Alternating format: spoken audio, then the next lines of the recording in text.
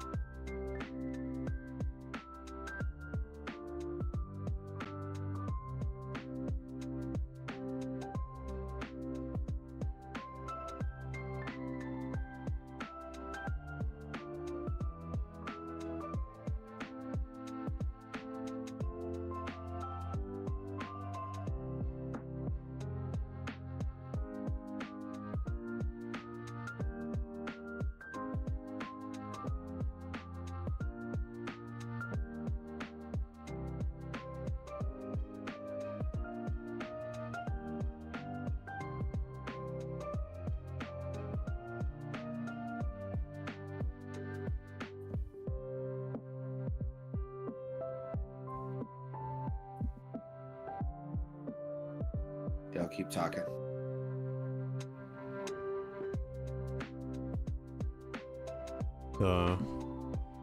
Okay, there we go. I'm gonna fix my shit. Oh, okay. So, I found out the auxiliary port on my desktop does not work. Ooh. Yeah. I found out when so my Razer headset, my wireless headset, I guess I thought I remember plugging it in last night to charge, but I guess I didn't. So it was dead. So I was like, no worries, I'll bust out the wired headset. And even though my system recognized that it was a headset was connected to the auxiliary port, it was not doing anything. It wouldn't actually make the audio wouldn't come out of the headset no matter what fucking around I did with the settings. I had to plug my headset directly into my microphone and set up my microphone as an output device and input device for me to be able to hear anything. These headphones. So I think something's wrong with the auxiliary port in my desktop. Shit. Maybe sometimes you can just like disable those like ports. Maybe that's what I did. Maybe when I was fucking around with the audio one day, I like disabled the auxiliary port because I was like, oh, I'm not going to use this. All my shit's wireless or through USB. Yeah. Yeah, that's what I'm thinking at least. This is fine for now. The reason I don't normally plug in the audio to my microphone is because like the auxiliary port on that is like bugged. So the audio only comes out of one side of the headset, so I don't like to use it. Also, I can hear myself talking when I talk into it, which is cool for like on the fly fixing, but yeah. Did you like monitor yourself? Yeah, I can monitor myself, so that's cool. But yeah. Oh my God, my voice is sexy today. I got that like just woke up gravel in my voice a little bit. God damn. Yeah. God damn. I got a new desk. It's pretty fucking nice. It's like a huge like executive, like big boy, big boss desk. Oh, nice. Yeah. Is it like made out of like sandalwood or Oh, it is like straight fucking wood, my dude. Like just a picture of it.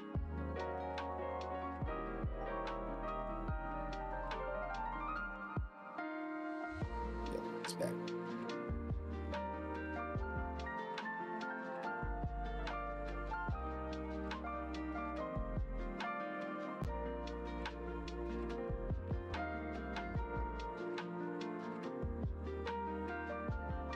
Oh yeah. Yeah, look at that. I got it for free, this desk, dude. Free? Oh yeah, it does look a little scuffed, but yeah, some lady on Facebook was like giving it away. Can I show this on the? Was that? Can I show this in the stream? Yeah, probably. Also, I've been talking about my desk a lot. I like talking about it. Yeah, it's empty though. You got to fill it up. Oh, I know. I have all these collectibles that like I'm gonna put in on there.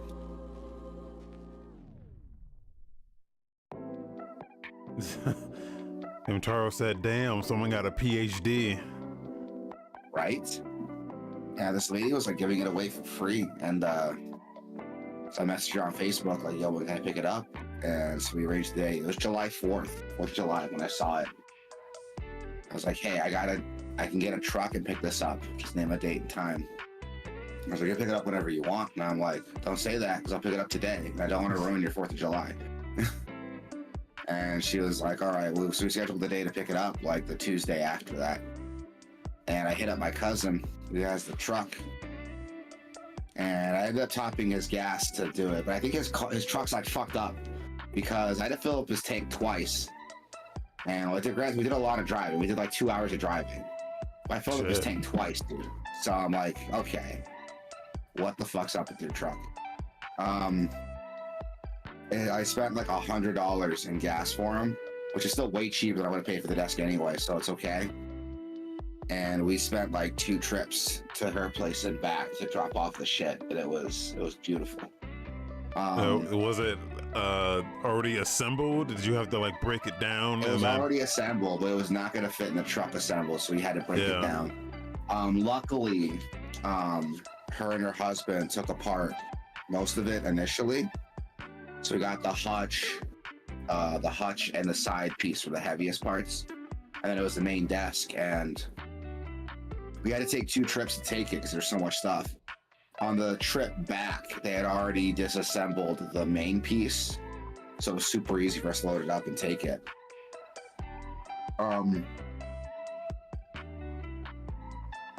It was funny because like, it was a free desk, so I'm like, I'm not gonna say no to that. But also, like, I was like, okay, this could be sketchy if I don't play my cards right. So I get her name, you know. She gave me a number to call her on when we got there, and she gave me her address. So I sent it to my wife, and I was like, hey, this is where I'm gonna go. This is where I'm gonna be. This is who I'm gonna be with. This is her phone number. If I end up on a milk carton, check there first. And I text my cousin her details. I'm like, hey, tell your lady the same thing. Like, this is where we're going. And just for good measure, I messaged my mom. I was like, hey, this is what I'm doing. This is where I'm going. You know. And just because, like, you know, it's a free desk. I'm going to her house to get it. I don't know what could happen, man. So. Yeah. And as we were leaving the last time, I was talking to her and her husband. They're pretty cool people. She was like a teacher for all these years. Her husband was like a big shot engineer. So we were just talking, and she was mentioning how like she gives away stuff on Facebook, but it's super sketchy because all these weird people like message her, and she checks their Facebook page. She was telling me how like she was like stalking my Facebook page to make sure I wasn't like a weirdo. And I was like, oh my God, it's funny you mentioned that, because I did this, and this, and I told her what I did. The same way I described it to you. Like, I texted your details to my wife, and I told her if I end up on a milk carton, like, check here first. And she was laughing. She's like, oh, you got to do that, man. Like, there's some weird people out there. Yeah. Yeah. And she was telling me that people would, like, message her, like, hey, I can pick up the desk, but can you send me, like, this much money for gas? And she's like, no, it's a free desk. Fuck you. And other people would like, oh, to make sure you're not a scammer, like, I'm gonna email you a code. I need you to send me the code in the email. And she's like, no, fuck you. I'm not doing any of that shit. So like, I was the only person who was like, I got a truck, I'll pick it up, name a date and time. Yeah. Yeah. And she seemed rich. Like, they're in a more secluded side of Arizona, but it was like a really big piece of property they were on. They had some really nice trucks up front, like some ATVs, some 4-wheels, and I'm like, okay, like these people got money. Nice, yeah. So, and she was mentioning how like, oh yeah, we're always like trying to get rid of stuff, but I don't like using Facebook. And I was like, you know what? Next time you want to get rid of anything, hit me up. Like, you gotta connect now. Yeah, exactly. I told her flat out, like, yo, next time you want to get rid of something, hit me up. And my cousin was there. I was like, hit him up too. Here's his number. And he gave her his number. And we're like, yo, if you or something you want to get rid of, let us know. And you know, if it's something we don't want, within 24 hours we'll find someone who does. So let us know. And they were super cool. Like, they gave us directions how to put it back together, and they took pictures they were taking it apart. Sent it to me, so we knew how to put it back together when we got here. Oh, wow. And the husband was like, hey, here's my number. Give me a call if you need help. Like, FaceTime me, and I'll walk you through it. But we got it here. It was a big fucking piece of wood, like a bunch of pieces of wood. So I was like, I'm not gonna do this right now. So a week later, I had my cousins come over, and I was like, hey, you know, I need help putting this desk together. It's a big fucking thing. I physically cannot move the shit into the office to put it together. So if you guys want to come over, I just hit the note out for like all my cousins. I was like, yo, if you guys want to come over, we'll spend like an hour putting the desk together, maybe with like all of us. And then the rest of the day, we'll just like fuck around. I'll buy some beers, I'll get some pizza, I'll play some video games, just make it like a hangout day after we're done with the desk. And yeah, all my cousins came over, we put it together, we're just bullshitting, and my youngest brother brought his VR, so we played some of that a little bit. Like, it was just a cool day. Yeah, we just spent, like I said, like how I explained it. We spent like an hour putting the desk together.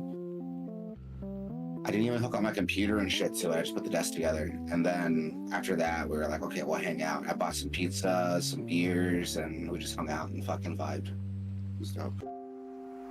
I got to show off my house. I haven't like shown my house off to my cousins yet, so that was cool. But yeah, we got a new desk. A big, like, fucking desk. That's good shit. Yeah, dude. It's all solid wood. Like, there's no particle board or sandalwood or anything on this shit. It's all solid wood. Yeah. It was heavy as a motherfucker, but it was worth it.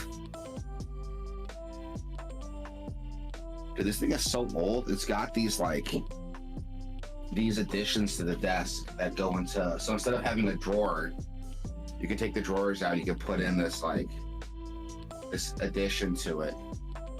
And it's like a piece of wood with, like, slides in the middle of it.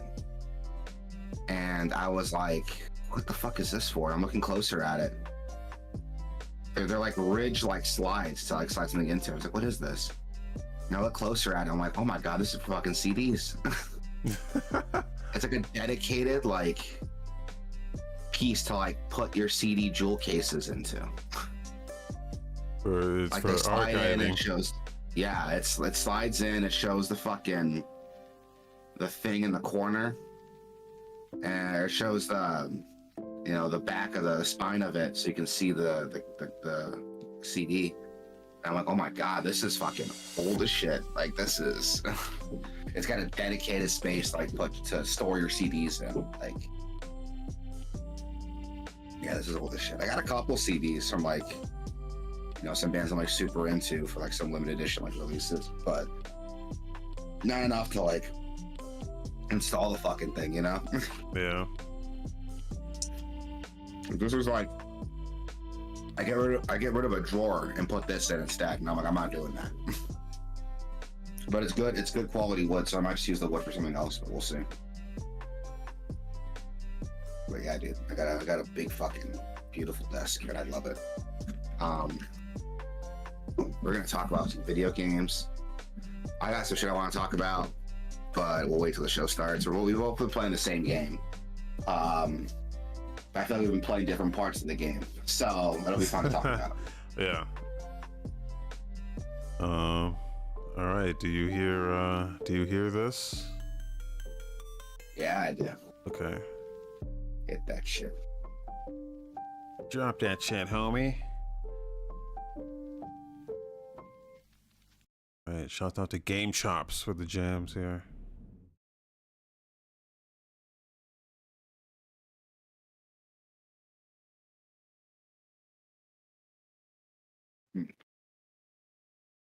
Oh, here Yeah, we go. ramen. So happy. Ramen? Damn, man. I need some. It's I'm not good ass ramen. starving. It's like fucking microwave ramen, but still. I try not to eat anything until like 3 p.m. Why? What is wrong with you? It's called intermittent fasting, okay? Why would you do that? I don't know. I've just been doing it for a while just to stay more consistent. Fuck that. I'm consistent. I eat when I wake up. Like, that's... I feel like I can't function if I don't, like, eat when I wake up, because, like, I try not to eat, like, late at night. So Yeah. I'm literally, like, I guess I'm kind of fasting, because, you know, I try not to eat, like, late at night. So I wake up at, like, 8 o'clock, 9 o'clock, 10 o'clock in the morning. It's been, like, 8 to 9 hours since I've eaten. Sometimes longer. No, definitely longer, because I fucking don't eat up until I go to sleep. So it's easily like 10 to 11 hours since I've eaten. So I guess it's kind of a fast, but Yeah. See? I'm not awake most of it. Yeah, I just don't eat breakfast. That's what I do. I just don't eat breakfast.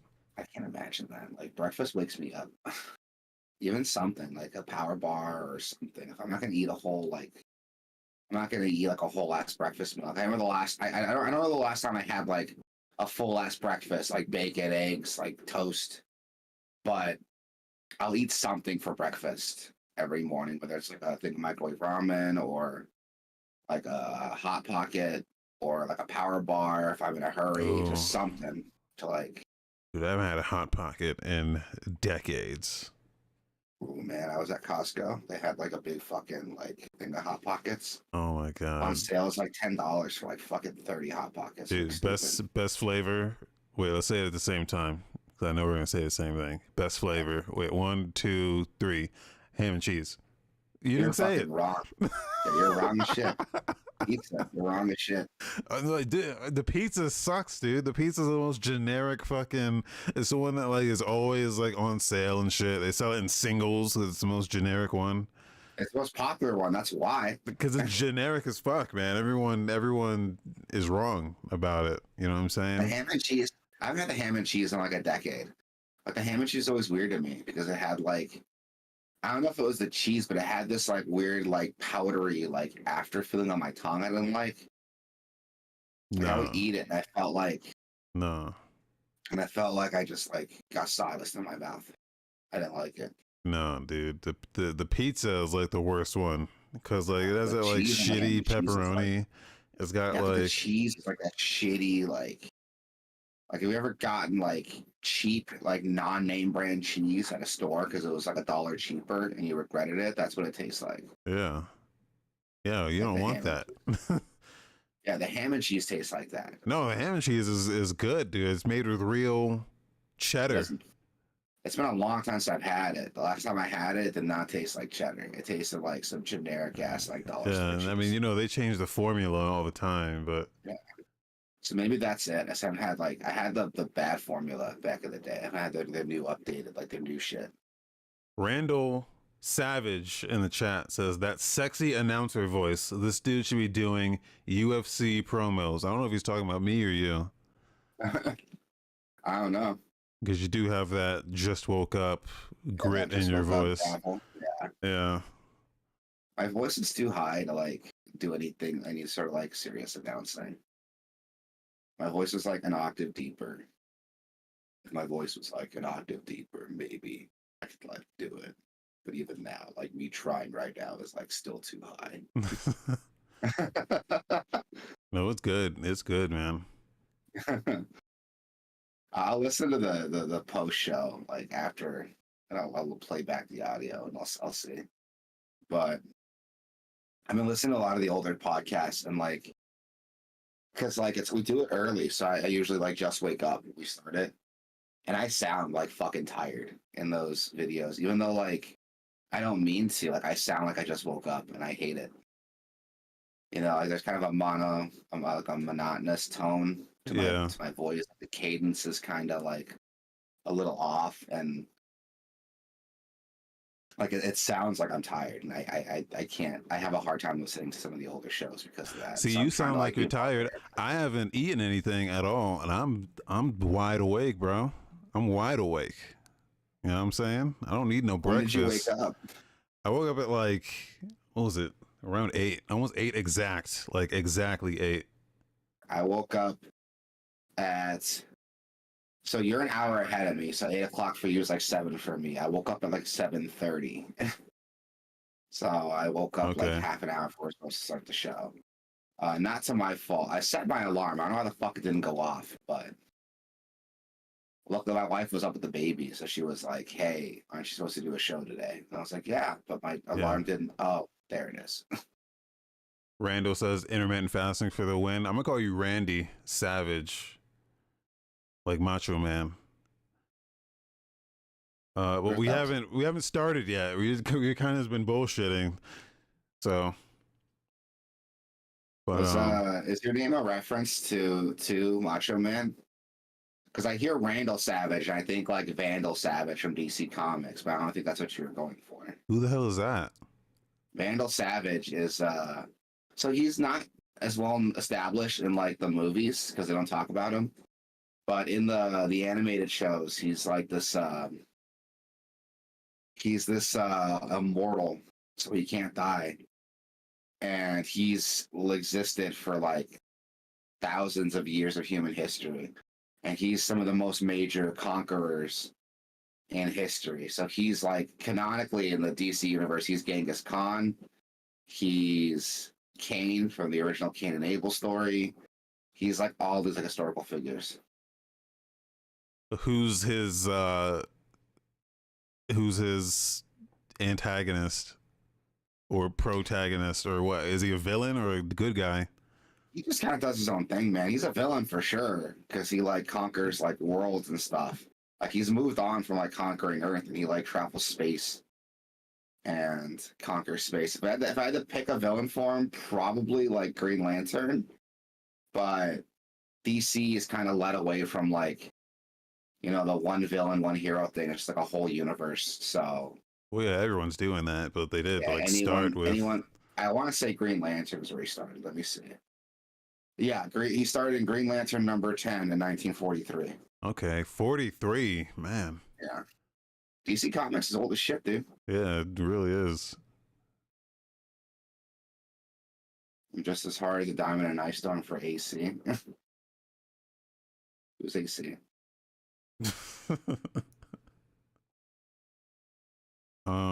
Okay, let's talk about video games here. Armored Core, I don't have much. I don't we'll get to Armored Core. Armored Core is we're probably gonna get to that towards the end of this. Considering I don't think either of us know much about Armored Core. If you want to jump in, if you want to jump in and discuss some Armored Core with us, if you're like the biggest Armored Core fan on the planet, feel free to jump in on the Discord and voice your opinions on Armored Core. I've never played Armored Core. I don't know where to start with it, and now if they got a new game coming out, I'm like, I'll start there. Yeah, that's probably for the best, I would say. Yeah. So let's run the intro. Let's run this shit. Oh, you're working. What are you working at? So you could like listen to a podcast while you work. Right? I can't do that anymore with where I work. I used to do that shit all the time. You guys ever played Chrome Hounds? I've never played Chrome Hounds. I heard it was good. I heard it was really good. That's another FromSoft game, right? I think that was on the 360. Yeah. Knuckle Pucker in the chat. Yo, what up? Everyone's here. Now it's a party. Yeah. Hey, if Knuckle Pucker wants to jump in on this show, anyone can join in if they want. Yeah. But you know, we always welcome more voices in this. I'm a roofer. Okay, yeah. So that makes sense. I'm not dissing on it. Like, I think contract work is very important. We need more contractors. Without tradesmen, I believe like our society would fall into ruins. And that's not a bit. I truly believe that. Yeah. I come from I went the opposite route. I went into like insurance, but a lot of my family was like tradesmen, plumbers, like roofers, landscapers. So I got a guy for everything. But I'm OSHA certified. So. Oh, you are? Yeah. Good shit. Yeah, you know, I got my OSHA 10. Exactly. Yeah, Randall say I can't take my job. That's Florida when you fuck with contractors. Exactly.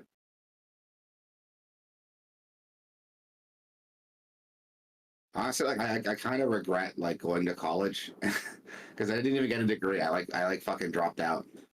I got lucky because the school I went to is a fucking crooked ass school, so I got my loans refunded. But yeah, still, like not everyone has that luxury, and I kind of wish I just got into like a trade.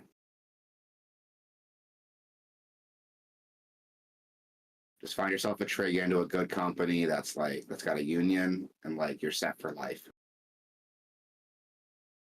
Or just be a TikTok star and do the thing. You see the new TikTok shit that's like people are like Oh, the NPCs. NPC thing? Yeah, Yeah. it's not new, but it's catching on more widely now. It's catching ground now, yeah. Yeah.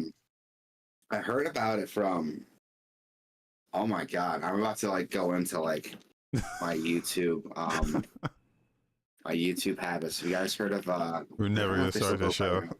Have you heard of Internet Today with Ricky and Elliot? No. So they're cool. They're a news show, and they talk about all kinds of internet news, but they'll go into like, you know, politics and social stuff too. And the episode they're talking about this like NPC thing, I was like, what the fuck is going on? Like, what is this? Is this made up? I found out about this a week ago, and ever since then I've just been seeing it everywhere. But you know, no shame on that. Apparently, those streamers are making like 1 to 2K a stream doing that shit. So yeah, you know, no shame there. I respect the hustle.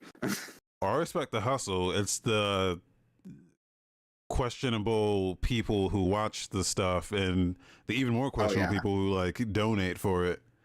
Like that's where I'm like, what is wrong with you people? Yeah, it's a fetish thing. I'm sure it's got to be. It absolutely has got to be a fetish thing. Yeah. Like there's no other way. Like it's got to be a fetish thing. Yeah. I didn't know NPC fetish was a thing, but there it is.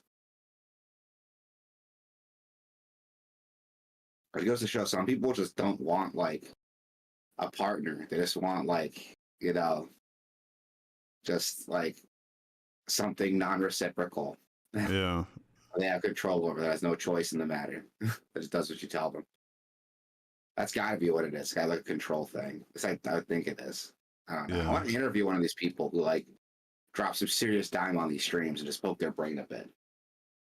So anyone out there who like doesn't stream but like donates to them, like is seriously into it, like hit me up. I want to talk to you. No judgment. I just want to talk and like figure out like the logic there.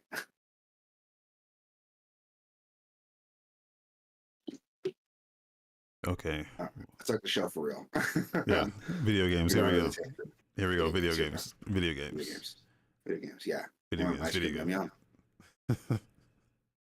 Gang, gang, gang, gang. Gang, gang, gang, gang. Roses smell so good. All right. Okay, my wife and I were doing that for the last like a week.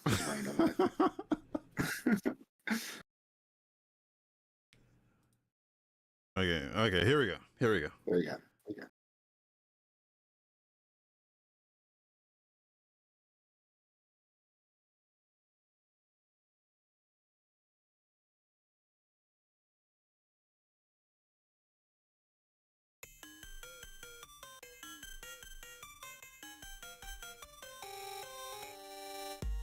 What's up, everybody? This is Podcast Gameoverse, episode 150, for Saturday, July 22, 2023. I am Wasabi Ice Cream, joined as always by Rick. What's up?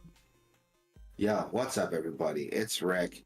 I'm here, you're here, we're all here to talk about some fucking video games. Yes. And I'm excited, you're excited, some cool stuff came down the pipeline. Let's start where we always start, man. Tell the people about Diablo 4, because I know that's what you've been playing. Let's talk about Diablo here. So they put out that patch. They put out a big patch. Yes. Season 1 is out. And, you know, people were upset. People were upset, man. For good reason. Like, they nerfed a lot of shit. Like, they nerfed everything. What they buffed like, was not worth it.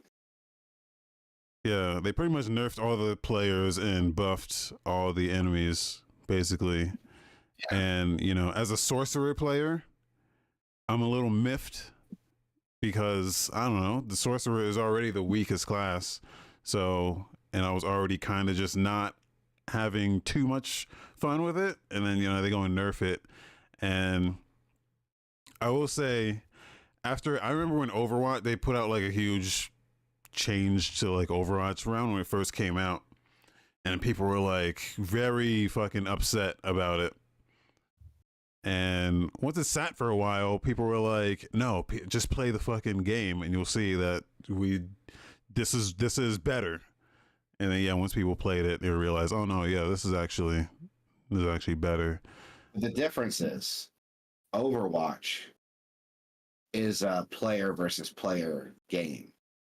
This is not. So Yeah, making your character weaker, objectively speaking, doesn't really help anybody except for, the enemies that you're trying to grind against. It just makes the grind harder. yeah. For, I guess, I don't know, they're trying to keep people engaged for longer. I'm sure they see the numbers of like how people are playing the game, and they're like, no, we want you to play this way. And so they put out a lot of changes that kind of force people to play a certain way, which, yeah, I'm not into that. I don't know. I like, what I want to see is like less cooldowns. It got me thinking about Path of Exile a lot more again. Yeah. I was like, I should just change the game now. I just should stop playing this. It was going to, until yesterday. I loaded up the game and I was like, let me try this season. Let me try this season out. And I loaded up a rogue. Is it a rogue? Yeah, I think so. Loaded up a rogue, and I was like, this is fun. I'm having fun with this. So, but they came out, I think they did a little chat on Friday, and they were like, yeah, we fucked up, and we're gonna change. We're gonna redo a lot of this. So, I don't know. I know they spoke about the sorcerer specifically, and I think the barbarian, I think they said that they're gonna reevaluate, which I think within the next like week or two, they're gonna push out like a hot fix for those two classes specifically. That'd be dope. And I think they said by season 2 they're gonna have a lot more changes that fix the stuff that they messed up here. But I don't know. I was initially upset, but once I actually played it, I was like, oh, this is fine. Even though I'd already, it's a fun ass game. Like, it's still a fun ass game. I went back and redid my entire build for my sorcerer, so that was one of the things. I redid my build, so it was. I did have to adhere to the norm, and just I pulled up a guide and just kind of just did what everyone else is doing. If you're not playing the meta in this game, that's the problem, is that if you're not playing like a meta build, you're just not going to be able to compete. Yeah, your DPS and your survivability is like not there if you're not following the meta. Yeah. Which there's a little bit of deviation from it depending on the character you're running, but for the most part, yeah, you gotta like run the meta.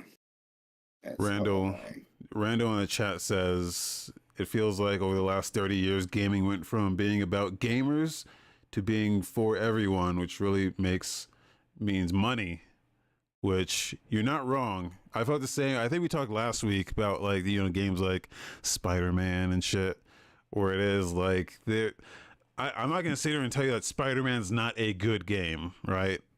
But it is a game that's made to be more appealing for a wider, broader audience. Yeah, like the example I gave is that games today are made so a lot of people like them. Or no, games are made today so that everybody likes them, but not so that a lot of people will love them. Yeah. And that's the key there. If there's any choice they make that might alienate some people, they're not gonna do it. And that's something that kind of bums me out. Is I'm not gonna sit here and act like an elitist, like, oh, I want games for gamers, but I play video games for a very specific reason. I got into video games during a very specific time with how games were made. And I want more of that. I want to play a game that's fun to play, doesn't care about having a widely appealing story that could be a blockbuster movie, because I don't care.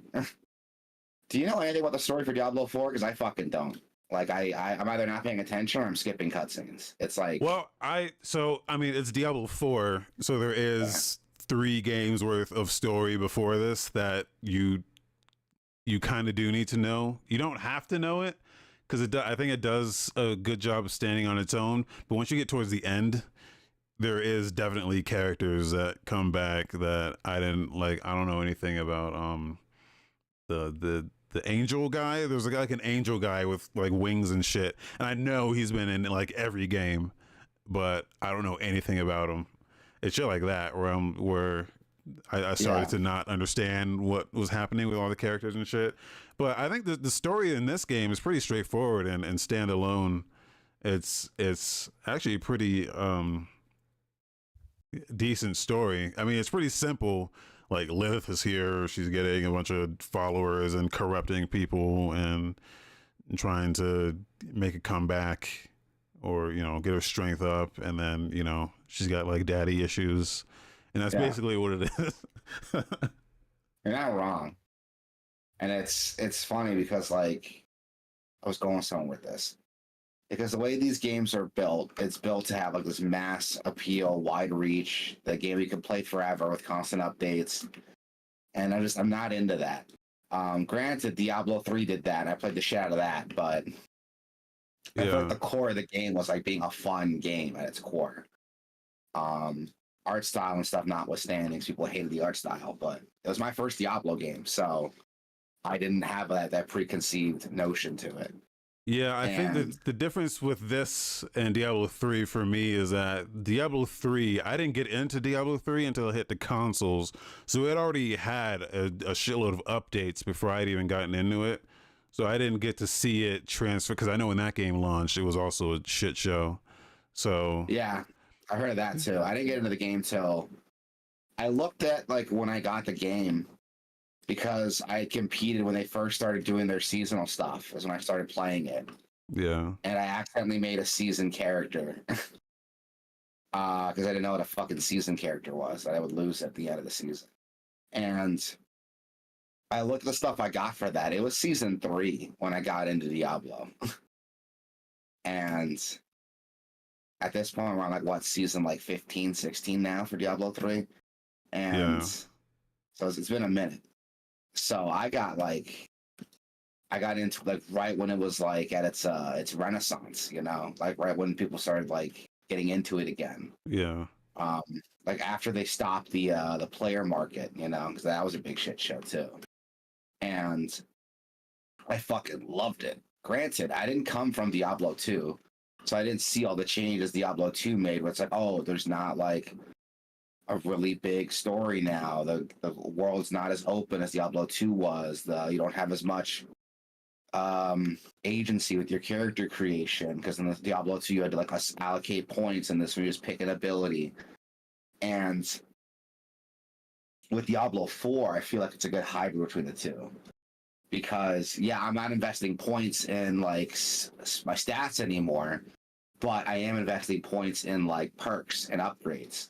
And there's a bit more freedom, I think, in the character development. But at the same time, like, it doesn't matter because you're not running a meta build. Like, it doesn't make a difference. I was going somewhere with this.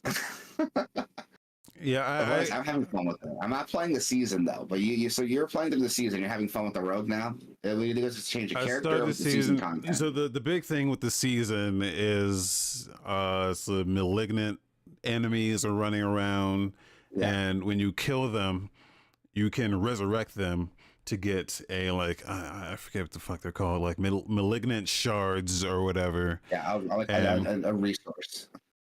Yeah, like a resource. Well, it's not a resource. It's like an equipable. It's like a gem almost. And there's three different types. There's like vicious and demonic, and I think there's like another one. But basically, you slot these into your specified like gem slots. You get a slot on each piece of your jewelry, and they're basically just enhancers. They're like additional, almost like aspects that transform your character's abilities in different, even more different ways than what was already possible. So, like, I think I saw one that says when you do damage, you also do lightning damage, and that lightning damage can arc between multiple enemies. And that's just something you just slot into one of your malignant slots. So like stuff like that. So it's a specific slot. You're not like losing an aspect or losing a jewel over it. It's like a specific thing. Right. So That's cool. It's ways to build even more of a different character. So you know, I think again, it's another thing where people you learn what abilities these things offer, and you can build your class in even more different ways, which would seem cool. That is cool. Like a lot of the better Diablo 3 seasons did stuff like that, where it's like, hey, here's a new thing you can like get to like change your abilities and change how you play the game. And I love shit like that. Like, give me a reason to come back and play. Yeah. So there's like upgraded versions of all the bosses, and I think there's like a super Lilith or some shit that is like the end game for this season. So, but it's cool. I don't know. I switched to a rogue for this one, and I'm enjoying the faster pace of it. I did like my sorcerer. The build that I switched to for my sorcerer was kind of less range and more of a get up in that ass kind of. It's like a tanky sorcerer I made. Like it's more you kind of just get in there, pop a shield, and then just do sweeping melee damage, and then AoE, just a lot of that. And I kind of like that kind of play style more, so doing more of a melee focused rogue character where you just you just get up in that ass and just start doing like AoE damage. So it's more like just inflicting status effects and then spreading those status effects to everything that's in range. That's which is really cool. Fun. So I haven't started the season yet. I'm debating on starting this. I haven't finished the campaign yet. I would say it is beneficial to finish the campaign and clear the map before you start this season, because you're the what is it called, the renown carries over into your new character, and you'll start you'll start the thing with like all of your potion slots, and you just like all the Lilith shrines that you unlock, those all give you your like stat boosts. Those carry to the season characters, and it's not like a whole new thing. Yeah Good. Because that was like, so Diablo 3, the season was like a fresh character. Like none of your stuff carried over. Your Paragon level, your stats, your gear, even your shared stat slot, like didn't carry anything over. Yeah. So when I started finding like Lilith shrines and stuff in the main campaign, and I was like, and it was giving me stat bonuses, I was like, oh, do I gotta find these in the season to like maintain those perks? But no, it looks like that's some of that stuff, the renown, your potion slots, all that carries over, so that's good. Yeah. So a lot of that busy work I did in the campaign is gonna have some long reach effects. That's good to know. Yeah, and it lets you skip the campaign too, so you can just get straight into which doing that puts you at a bit of a disadvantage, because you lose out on like the levels you'd have gotten by doing that like tutorial zone. But I mean, if you have a high enough renown, like you have those you don't have the levels, you have the skill points. So it gives you get skill points. You get 5 free skill points, I think, from the renown. So so like that's what I'm banking on, because what was I gonna say? Playing through the game, I have so as soon as I got the horse, I was like, okay, I want to start up another character, because I have ADD. I burn myself out of a game by playing it too much, and then I just like I do side stuff I shouldn't be doing because I'm like bored. And so what I did is I started up a new campaign with a druid. Okay. And I was having some fun with that, but I'm like, no, I gotta finish this game, because like the perks I'm gonna get from finishing it are gonna like outweigh like, you know, the short-term fun I'm having just like playing through it. So I stopped myself from playing through the druid, even though it's a lot of fucking fun. Because like you, I went from like a slower casting character to investing all my points in like my druid animal form stuff. So I'm just like clawing up people with my werewolf claws and like running through them with like a werebear. And that's like so much more fun than just letting my minions kill stuff as a necromancer. Yeah. But I'm kind of forcing myself to play through as a necromancer so I can finish the campaign and get those like end game perks before I start a season. And last night I fucked up my build. I did something that I kind of regret a little bit. So I was playing a mostly summoning character. So I focused a lot of points into keeping my minions alive, improving their damage, and buffing them. And just points into myself to keep myself alive while my minions do their work, right? And I found an aspect that heavily increased the damage my bone spear does. So I'm like, okay, I'm just gonna focus on that. So I changed all my gear around to focus on critical damage, critical hit chance, bone spear damage, and cooling down my ultimate. And I dropped all my minion stuff. So I took off all the aspects that I did with my minions.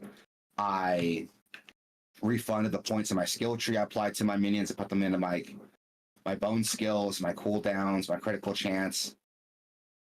And it was a lot of fun at first, but I'm starting to learn that like, oh, I don't have enough resources to like keep up this DPS.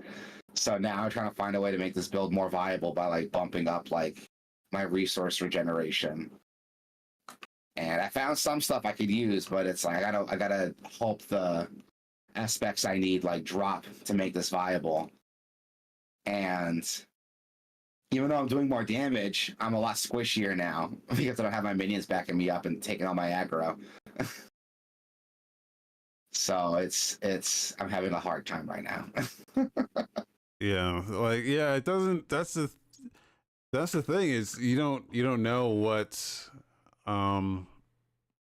It just makes it harder to kind of experiment with shit when you're not.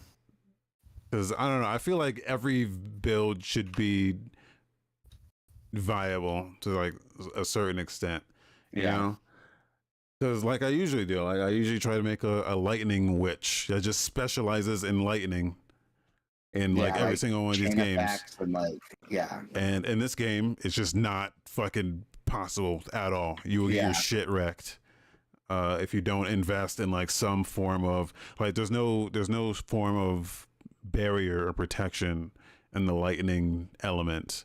So you have to either go ice shield or flame shield, right? So it's like one of those. So I was doing ice shield, and then I found all the flame shit and the burning status effects, and that kind of transitioned into that.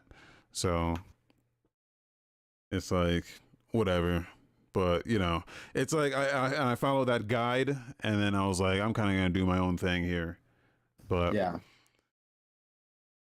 I'm still mostly lightning, but shit like that. So with the rogue, I'm not following any guides yet. I'm looking at everything and going, oh, okay, I can do vulnerable status with this, and if I pop this, it'll affect everything in a like an AoE type shit. And I'm doing stuff that sounds good for like my thought of what a good build would be, but I know once I get to like the end game, it's gonna be like, nope.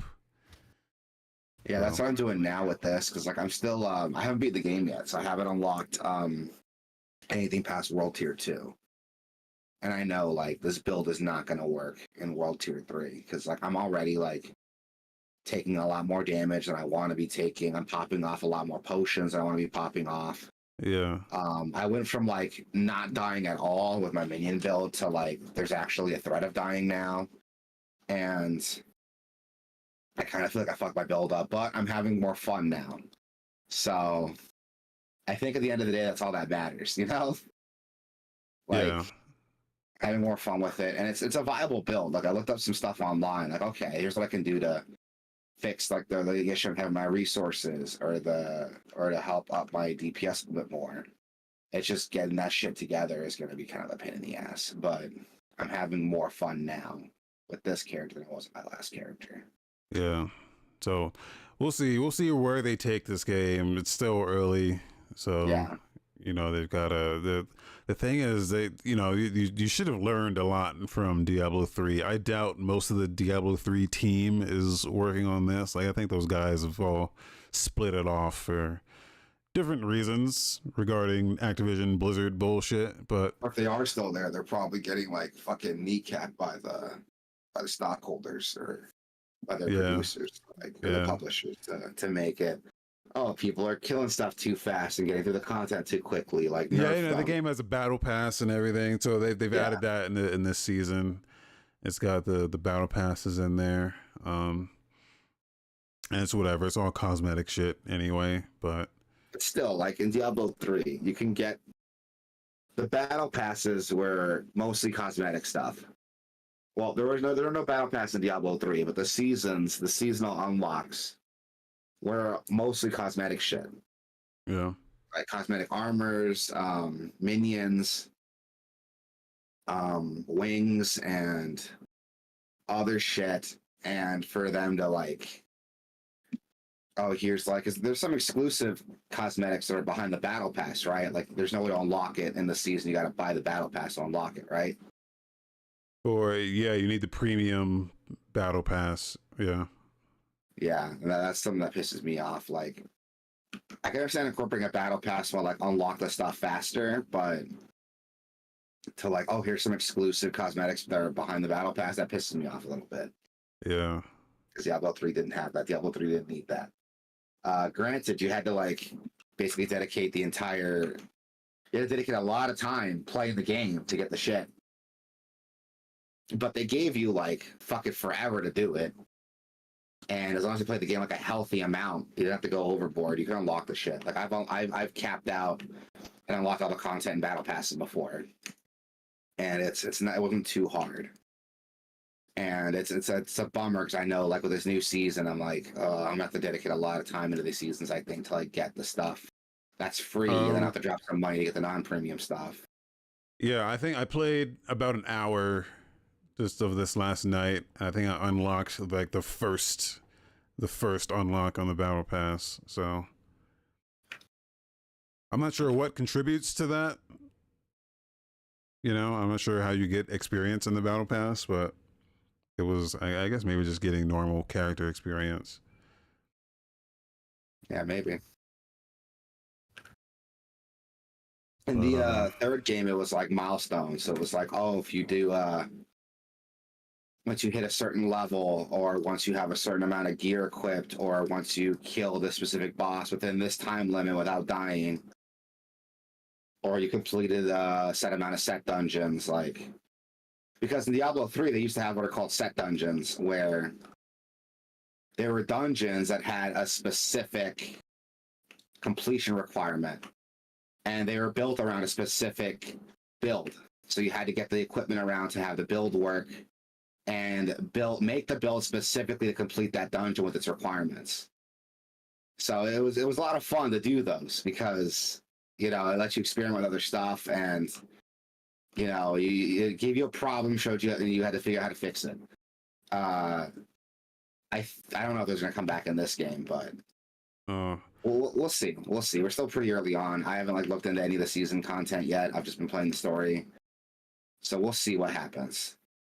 Yeah, Orlando says you can do specific missions to level it up faster. So I guess there is like a more specific missions you can take. Just get like, yeah, this will give you 3 levels. Yeah. So we'll see. Blizzard's supposed to have like a chat about it, right? It's supposed to have like a dev talk about it. Yeah, they did that yesterday. They did that yesterday. Where they basically said, they kind of just said like, yeah, we know we fucked up. Here's some fixes. Yeah. So yeah, I think within like the next week or two, they're gonna put out another patch to kind of undo some things. They mentioned the sorcerer and the barbarian specifically. So we'll see.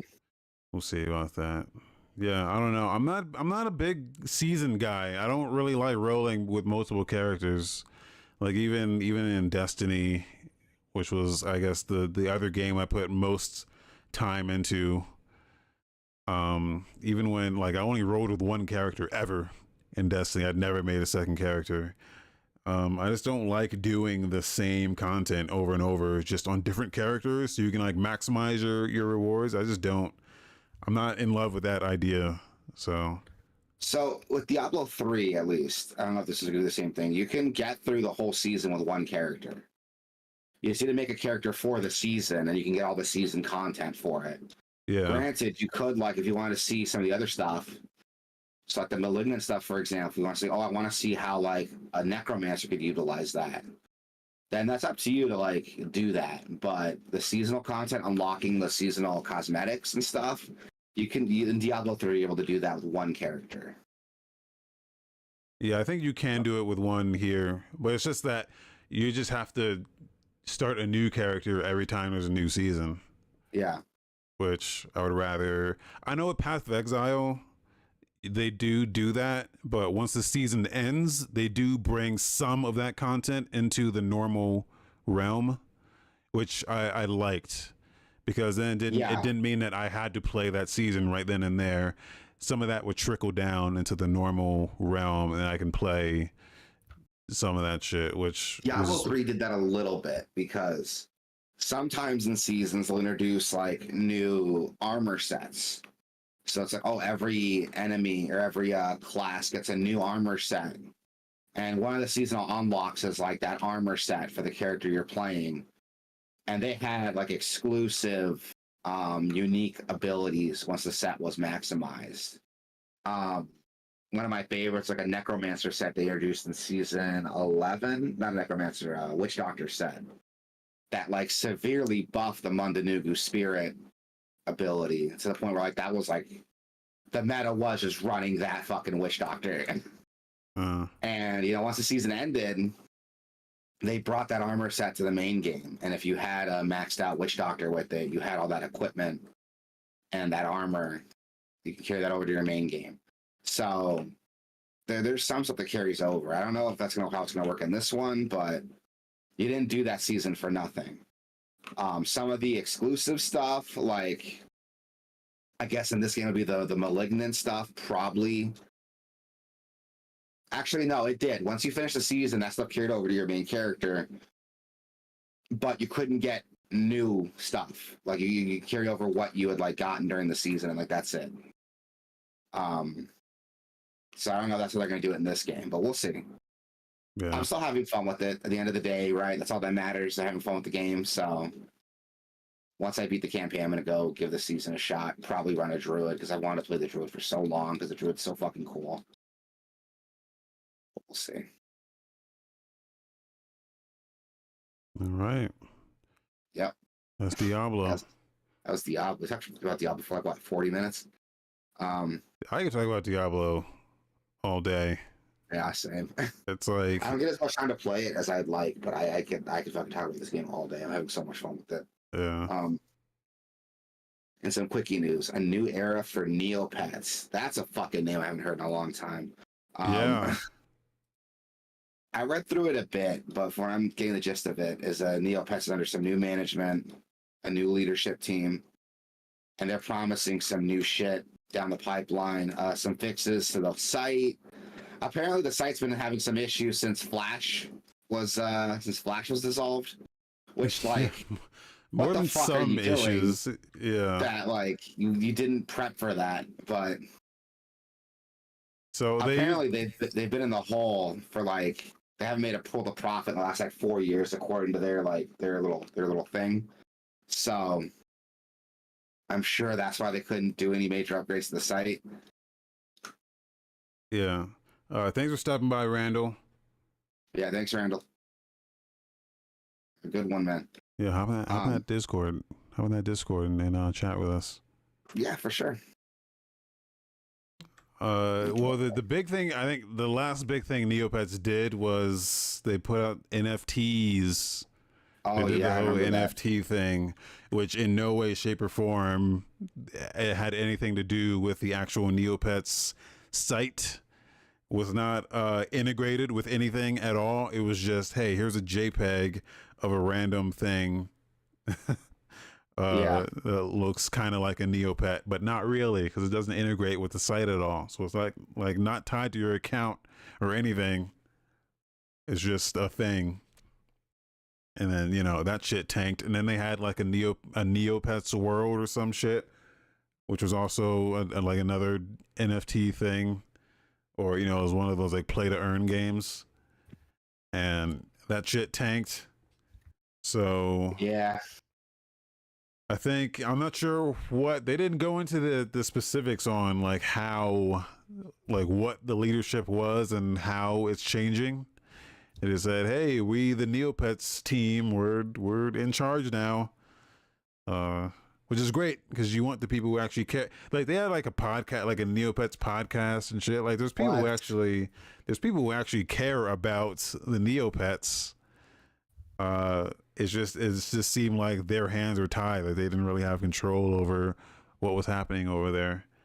So I was big into Neopets, man, back in the days. You know, I was not. early 2000s. Yeah, it was, you know, it was when I like learned HTML to set up like the guilds over there. You know, set up the web pages.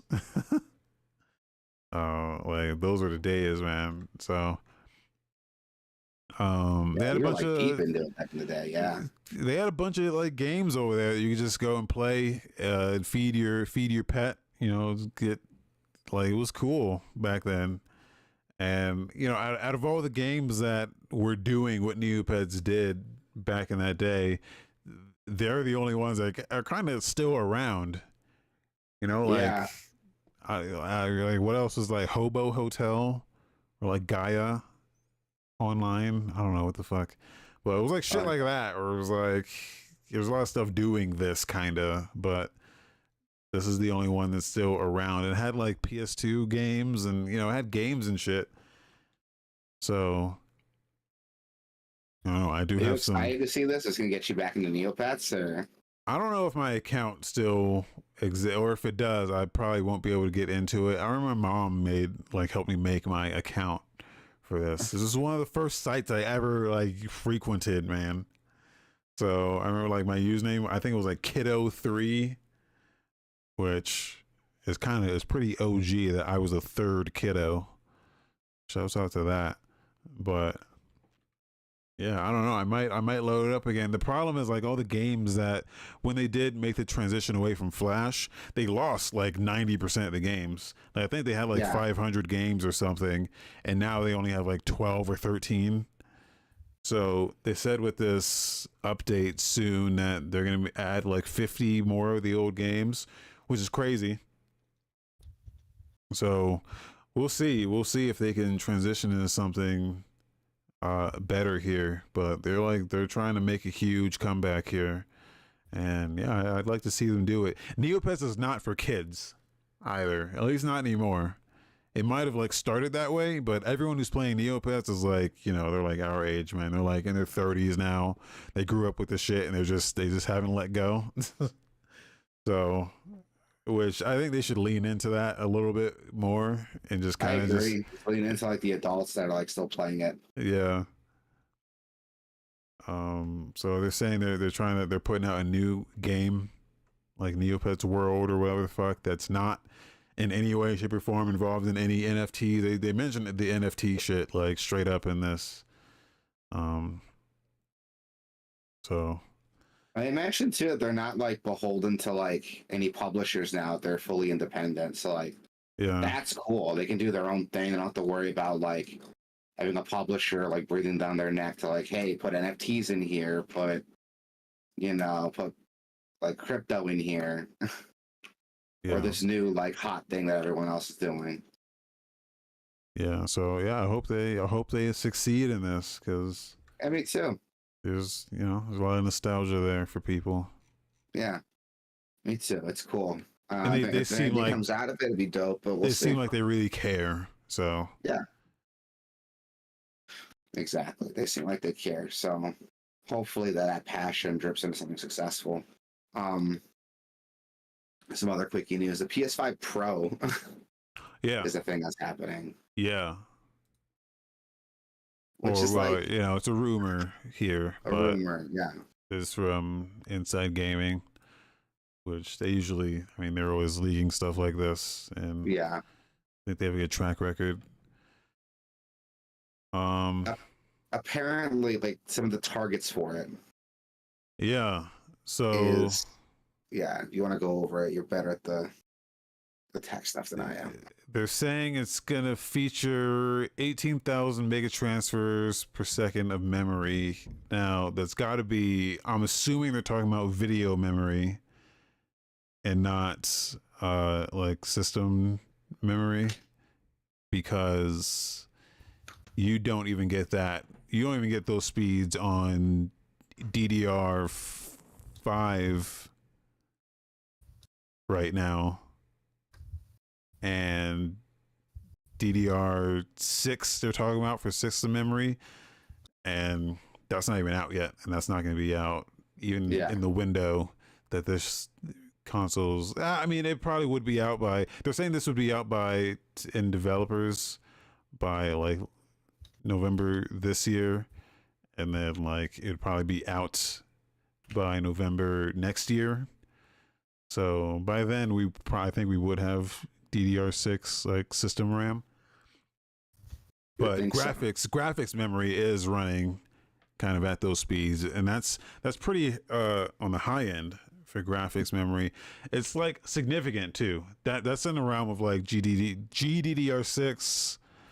Like you're seeing that in like the the new like RTX card, like the 40 series cards, like have that shit. So that is like a significant for sure. Then speed good boost shit for sure. I think the stuff they're saying about this, like they're targeting 4K straight up. Targeting 4K straight up with an 8K performance mode, which I mean, like, come on. No one's fucking running 8K. People are barely running 4K right now. It's just an ungodly thing to target. Like I don't know if I believe it. I mean, they could say that as like a bullet point, like, hey, we can do it, but I don't think anyone's putting this in their fucking games, like, really. 8K is just out. Like, people have tried it on the 4090s, which is the most powerful graphics card on the planet, and you can't even do it on that. Not even like fuck a performance. I mean, you can do 8K, but you ain't getting performance mode out of it. That's for goddamn sure. So, I mean, they can do it. I read that 8K performance mode, and I'm like, doubt. Like, no way. You can list it as a bullet point, like, hey, you can do 8K, but you're not gonna have a good time doing it. So, yeah, I don't know. A lot of stuff they're saying about this is just, I don't know if I believe it, but even if it were that much more powerful, it would segregate that console hardcore, because then you would have this very much more powerful version of a PS5 that's getting targeted, and the people who have like the normal PS5 are just gonna get like left out in the cold almost. Especially when it's like, if it was like a small performance, like the PS4 to PS4 Pro is like, oh, we have like slightly more stability in our games. You can do like interlace 4K without like a hit to your performance, really, and that was it. But this is like a huge improvement over what the PS5 was. It's basically, it's almost a PS6. Like, let's be honest here. Yeah, it's such a huge boost in performance. It's like, how can you even develop for those two systems simultaneously anymore? Like, that's insane. Like what I would expect at the most is 4K 60 FPS, no option. Yeah, no options is what I'm saying. No performance quality mode or anything. It's, you get 4K, you get 60, you get some amount of ray tracing, and that's it. That's all the bells and whistles. You get your performance, you get your quality, you get your ray tracing. That's pro. Yeah, which is what the PS5 should have been, but whatever. Yeah. This 8K bullshit, I don't believe you. Yeah. And what I would hope is they can do it in a smaller footprint too, because the PS5 is big as shit. Yeah. So that would be my guess as to what this thing really is. But so they're saying November next year is when this thing is expected to release. So I'm yeah, maybe I'd get one by then. I don't know. Maybe. I'm still I'm still not like I still have zero reason to own a PS5 as a PC Same. gamer, especially if they keep putting out releases on PC. I'm like, yeah, I'll just wait. You know, Ratchet's coming out this week, and yeah, I'll just wait, man. I'll just wait. That's the boat I'm in. I don't have a reason to buy a PS5 yet. Like everything I want is going to be on PC, or is already on PC, or will be eventually. So, I'm not sold on it yet. I'll get it eventually, but it doesn't have that like killer app that like, oh, I just gotta have it. Like, no, not yet. That killer app would have been Spider-Man, but I'll have to wait. Like the first Spider-Man came to PC like what, a year later? I could wait. Spider-Man, I'm bored as fuck with Spider-Man, dude. Like I look at it and I'm like, this is a very high quality product. I have zero interest. I am stoked. Like the first Spider-Man was so good. Like this is more of that. I'm into it. Yeah, I don't know. It looks fun. But it's not fun enough for me to buy a PS5. Exactly. Like it's not enough for me to like go out and buy a PS5. I'll definitely get it on PC a year later when it comes out, but I'm not gonna get it on PS. I'm not gonna buy a PS5 for this game. That's crazy. Like man, like the days of me buying a console for that one game, it seems like it's over for me. I don't know. Same. Like the last time I did it was Metal Gear Solid 4 for the PS4 and PS3, and that was like worth it for me. I was like, holy fucking shit, Metal Gear Solid! Like I was so excited for that. And it was like worth it. I was like, "Fuck it, man! I'll spend $600 for Metal Gear Solid." Are you kidding me? I was so especially hyped. Metal Gear Solid 4 was a fucking incredible game too. Like, let's be honest here. That was the PS4 seller. Like that was like, you want to see the PS3 seller? You want to see the power of the PS3? Like Metal Gear Solid 4 is the game that does it. Yeah, like I bought Metal Gear Solid 4 and God of War 3 were the two games you showed to your friends. Like this is why I bought a PlayStation. Yeah, well, I bought it like when it was announced. Like the game wasn't even out yet, and I was like, "Well, time to buy this thing for when that game comes out." And, you know, you ended up staying for it. Had a lot of stuff to play on it. You know, the Uncharted's and you know, Lair and Haze. So you know, it had good stuff on there. For the most part. Yeah, it eventually, like towards the end of its life, it was like, oh yeah, PS4 is like a PS3. Goddamn, is great. Like towards the end of its life, it was like, yeah, it's fantastic. It was free to play online, which is killer. It was like, yeah, it had PS a lot of. Plus actually had some super high quality games. Like like it eventually got there. Sony were at their absolute best when they were like second place because they were trying fucking hard to like take the first spot. Yeah. And so they were releasing like all kinds of bundles. I remember there's like a Black Friday bundle for the PS3. It was like $200. And it fucking came with like the PS3, Infamous 1 and 2, and like the fucking Vampire DLC for it, an extra controller, like a year of PS Plus. And it's like they're trying to get that market base. And I'm pissed that because they're ahead now, they don't have to try anymore. And you can see it in the fucking services and products they're putting out. They don't have to try, and they know it. And I hate it.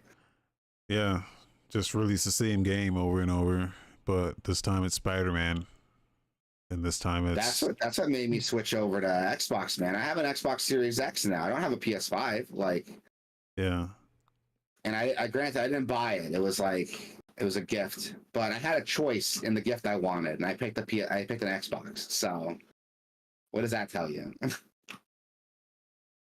I was a long time Sony guy. Like I was a Sony guy for a very long time, but with the deal that is Game Pass and the fact that like I can get all these older games on Xbox I can't do on PlayStation.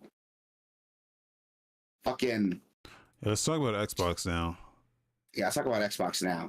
Xbox is having a new Game Pass subscription called Game Pass Core. At its core, wink, wink, nudge, nudge, it is Xbox Live Gold. Yeah. With some extra little perks. It has, what do they say, 25 games you can choose that it comes with. So not the library of like hundreds of games that standard Game Pass has, but it starts with 25, and they said they might add and remove and just rotate the games that are available in there. And the games that are available are great games. Yeah, very good games. Yeah, Psychonauts 2, Halo 5 Guardians, Ori. Yeah, Ori. Doom Eternal. Yeah, so pretty heavy hitters. Like it doesn't have like the hundreds of titles that like Game Pass proper, Game Pass Ultimate has, but yeah, it's a good selection here.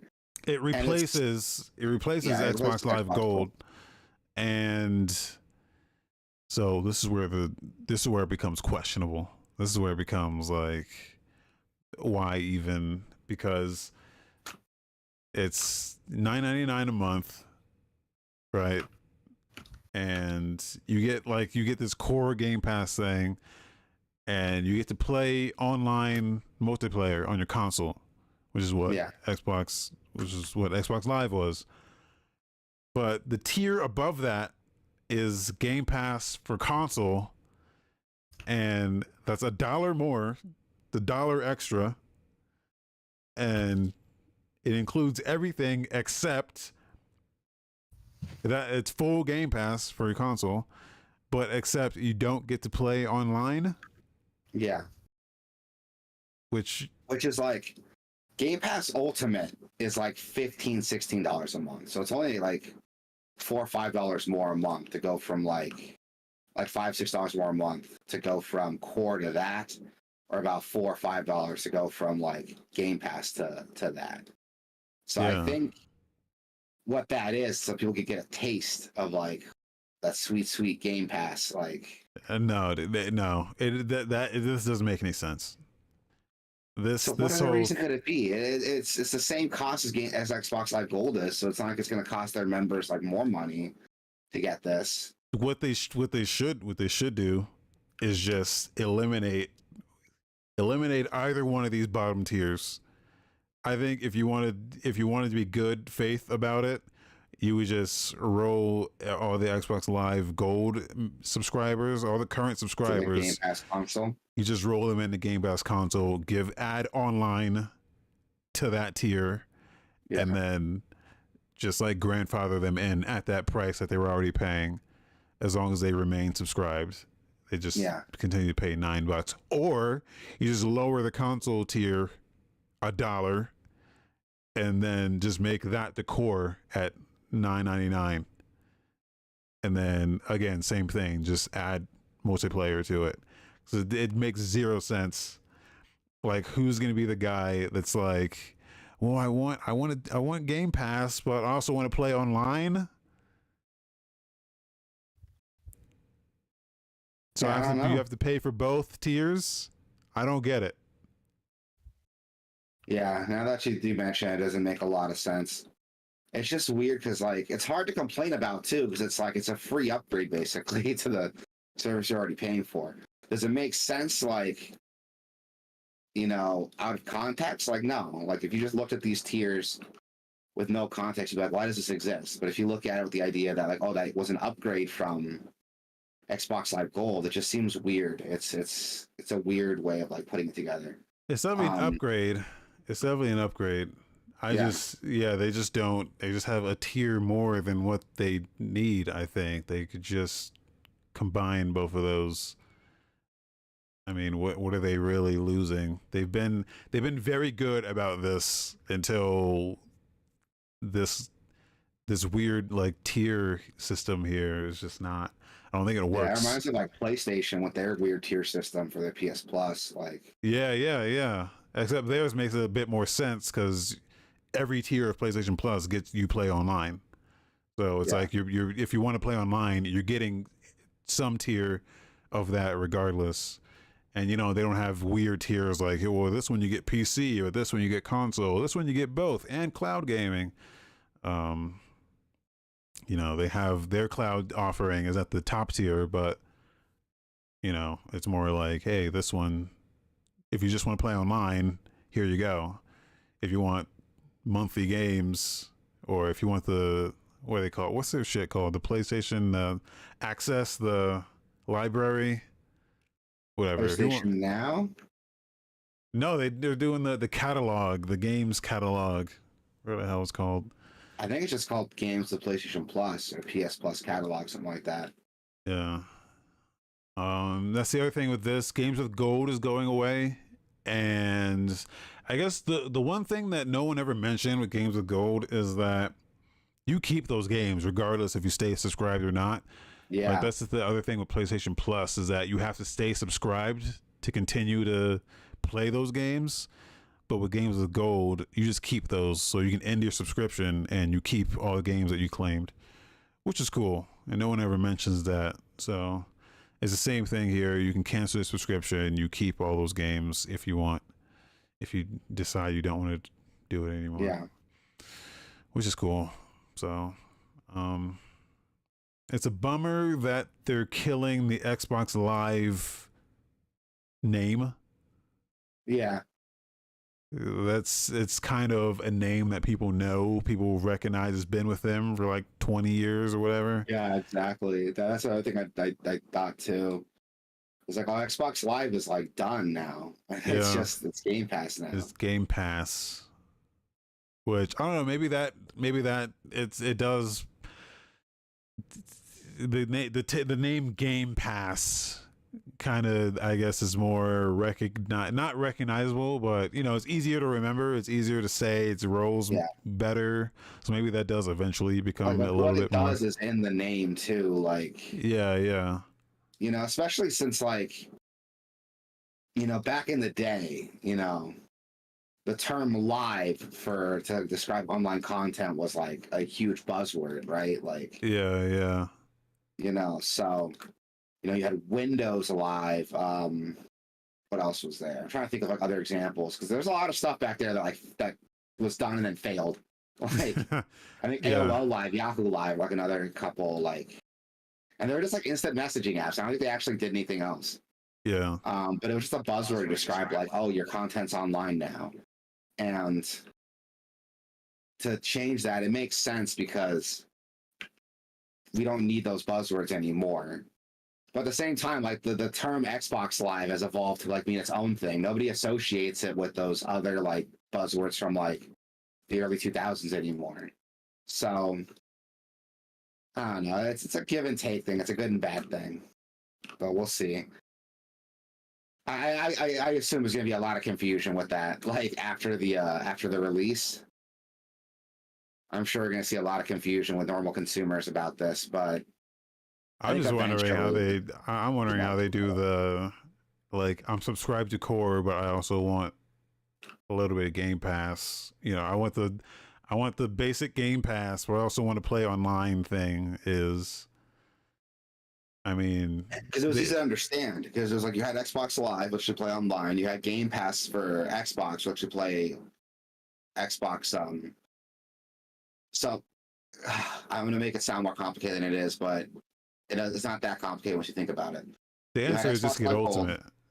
Yeah, that's what I mean. Like you had Xbox Live, which lets you play online. Game Pass for console, which gave you Game Pass for consoles. Game Pass for PC, which gave you Game Pass for PC. And then Ultimate, which gave you all of that plus cloud. So yeah, easy to look at, easy to understand. But once you put Core in there. It's like, okay, Core has some stuff and not the other. And then the next tier up, Game Pass has some stuff and not the other. Yeah. Yeah, it's just the console version. It's a dollar. It's just $1 more. So I feel like they should just eat. They should just eat that $1. They should just eat that. I agree. And go, okay, we're making the console is $9.99 now, and you get everything. And that's the core. By everything, like you get Xbox Live with it. Yeah, like the console is the core now. Yeah, is like the what it should console's be. a new starting tier. Like, yeah. But yeah. So I'm imagining them putting out like like announcement soon, being like, oh, we fucked up, or I don't know. Like I can't imagine this staying like this for very long. I can't imagine. I can't either, and especially since like they could have just kept it the same and not change anything. Like, there's no reason to change it. Well, the thing is, because the offerings they had with that Games of Gold shit was just so god awful that they had already like slimmed it down. It's like, okay, we're not doing 360 games anymore. So I think they had to do this. They had to do this, just not like this though.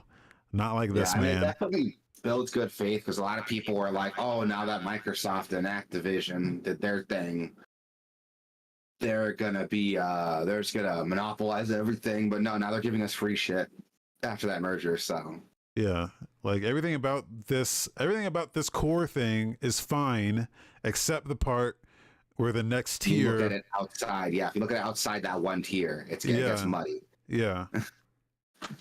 It gets unnecessarily confusing and obtuse, but that's like the only complaint we have about it. I mean, like that's it. It's not a bad thing. At the end of the day, it's a free thing.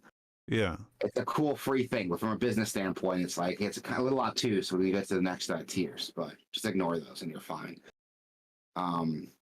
Xbox Live subscribers aren't going to see a difference. They'll just be logging the Xbox Live when they're like, "Oh, I have all these games I can play now." That's cool. Yeah, or if you're the kind of guy that's like, I just want to play Call of Duty. Yeah, and you're just playing Call of Duty. You don't give a fuck about Game Pass anyway. Exactly. Moving on to something I didn't think we'd ever talk about is a Gundam Evolution. It's been an announcement for Gundam Evolution players. The last time we talked about this game, we were just like, oh, that's like, it's Overwatch with Gundam. I wonder how long that's going to last. Well, not very long, because it's being shut down. Yep. Yeah, November 29th.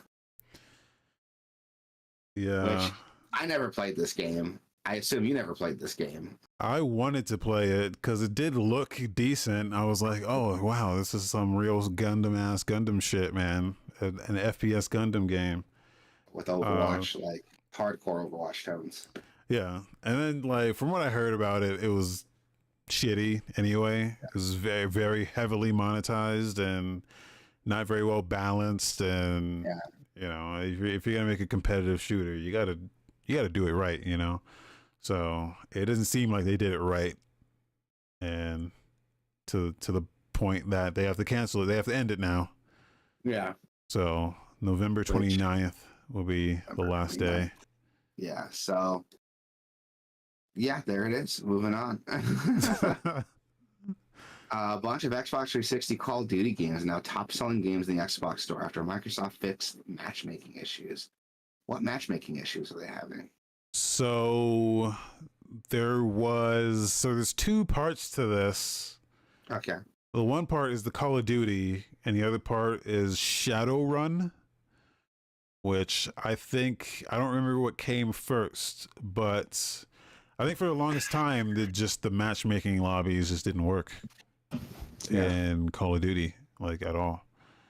And I think what happened was they fixed Call of Duty. Someone fixed Call of Duty. Now, this Verge article is giving credit to Activision. Activision fixed it. I've seen people giving credit to some like Microsoft team. I don't know who did it, but someone fixed the servers. The servers got fixed. But in the midst of them fixing Call of Duty, they broke some other shit around like some other matchmaking lobbies. I guess around Shadowrun. So some fans of Shadowrun was like, "Oh no, Shadowrun's broken," and they emailed some people at Microsoft. I don't know who, but then they fixed Shadowrun, and now apparently the shit was running better than it's ever run in the history of these games ever running. It's like better than ever. Yeah, like they said, like the matchmaking times were like it would take like several minutes. Now it takes seconds to like find a match. And it's never been that fast ever. Like it would just search for like empty rooms over and over again. And now it's like been like super streamlined. It's better than fucking ever, is what they're saying. When we're talking about Shadowrun, we talked about like that Shadowrun FPS from like 2007. I have no so I've never I was not in the call Xbox scene until way later. Yeah. So it's like Shadowrun 2007. I don't know anything about this game, so someone might have to enlighten me to what this game is, because I have no idea. But it is a first-person tactical team-based multiplayer shooter. Yeah, I hear it's like people compare it to like Counter-Strike. Okay. But yeah, that's the okay. Knuckle Pucker says, "I'll stand by that game. Was fun as hell." Okay. Yeah, I don't know anything about it. Is there a way to play it on PC, like legitimately? Maybe it might be on the cloud. No, actually, on Reset Era, they were talking about it, and they said it works on PC. It's very easy to install. They have keys in the Discord, so I think you need like CD keys. But I think they've got like a fan Discord server that you can go to, and I think they're just giving away keys if anyone wants to play it. But with the beauty of Xbox backwards compatibility, you can just buy the game. You can just buy it on your console, and you can just play it. So, and yeah, so I don't understand. This is what, so for every negative thing, I guess, I don't know, that whatever corporation does, right? Microsoft does a lot of positive shit that they don't need to do. No one needed to fucking fix these old ass fucking games. I mean, you hear more stories of them shutting servers down. Like Ubisoft has shut down a bunch of fucking servers. I think EA has shut down a bunch of servers. So no one has to do this for these old ass fucking games. Exactly. But here they are fixing this shit and making it better than it's ever ran. Like I have to commend them on their dedication to the shit that they said that they were dedicated to. I mean, no one else is doing this, so like I have to give them credit for actually doing this shit. Like actions speak louder than words, and this is a big, hugely positive action, man. I have to say. Yeah, I agree, especially since like, since, you know, with the merger recently, people are like, oh, Activision's or Microsoft's the bad guy. They're fucking up gaming by like monopolizing it, but they've done nothing but like pro-consumer moves for the last like this whole console generation. Yeah. Like this is something they could have let fly under the radar and no one would have noticed. I mean, yeah, sure, like the diehard Shadowrun fans would have noticed, but no one gives a fuck about them. You know what I'm saying? Like in reality, no one gives a fuck about them. Like they don't have to do this at all. But this is huge. I mean, for them. And they said their Discord server had a huge surge from like 400 to over 2,000. See, that's cool. If Xbox really wants to capitalize on this, they should put Shadowrun on Game Pass. They really want to like capitalize on this. On like console Game Pass, console and PC Game Pass. Fuck it. I don't know if there's any 360 games on that. I mean, it is available on the well, here let's see if it's on the 360 games on console Game Pass. There are. Are there? Yeah, all the Fable games are on there. Okay. Like all the Fable games are on there. The all the Gears of War games are on there. Both versions. Like I played like OG Gears of War 1 or like Ultimate Edition. I can choose. Oh, you're right. There are 360 games on here. What the Yeah. fuck? Holy shit. They put the cave on there. I don't even know it's on PC. Yeah, there's a ton of 360 games on there, dude. Okay, well, there are 360. Okay, well, yeah. Okay, well then, yeah. Fucking yeah. They should do that. Yeah, they really want to capitalize on this like good faith they're building. Like, especially now with the Activision merger too. Fucking put all the old Call of Duty games on there too. Let's see. Put all Shadowrun. the old Call of Duty games on there. Put all like the 360 era Call of Duty games. Put them all on there. Put fucking Shadowrun on there. Find a way to. Shadowrun came out on PC too, I think. So get that version on here on PC Game Pass. Find a way to get those 360 Call of Duties on PC Game Pass. Make it crossplay. I don't know if they can make it crossplay. That'd be a lot of. I mean, that's an old game. They have to like patch in support for. Fucking just do it. They did it with Phantom Dust. Why can't they do it with this?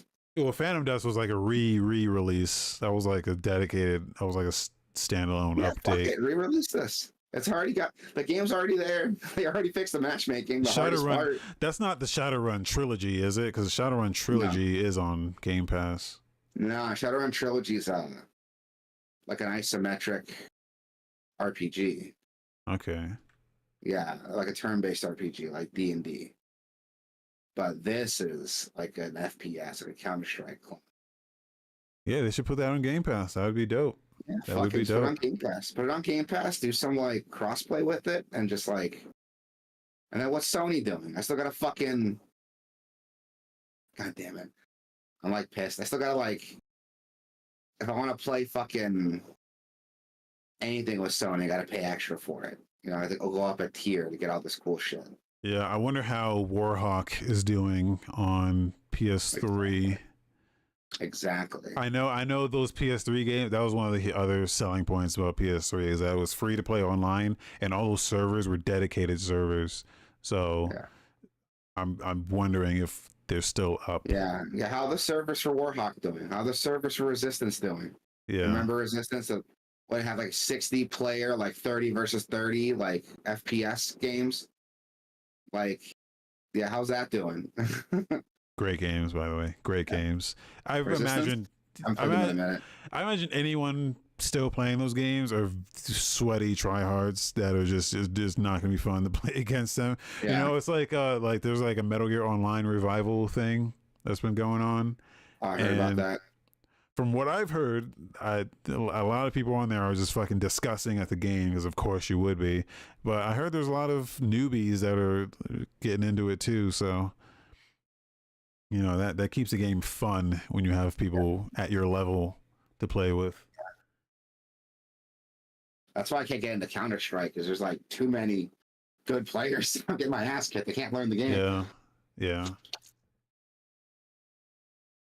But yeah, like that's why we'll see. I hope this is like indicative of something bigger. Like there's a bunch of like older games you can play on Game Pass with your main subscription. You don't have to like fucking get a tier for the retro games. Here they all are. Which I looked it up. Anything before 2010 is considered retro, and that kind of pisses me off a little bit because it makes me feel old. What is that, a sliding scale? Like, is it next year? Is it going to be 2011? Probably. Okay. So according to the Video Game Preservation Society, pre-2010 was before like the big boom of like when internet-only games or online purchasable games became a main staple. So yeah, that's the cutoff for them, is pre-2010. It's probably gonna slide like later, but yeah, pre-2010 is like their cutoff to consider retro, and pisses me off a little bit because I feel old as shit now. But whatever. I want to live in a world where like Metal Gear Solid 4 is considered retro, but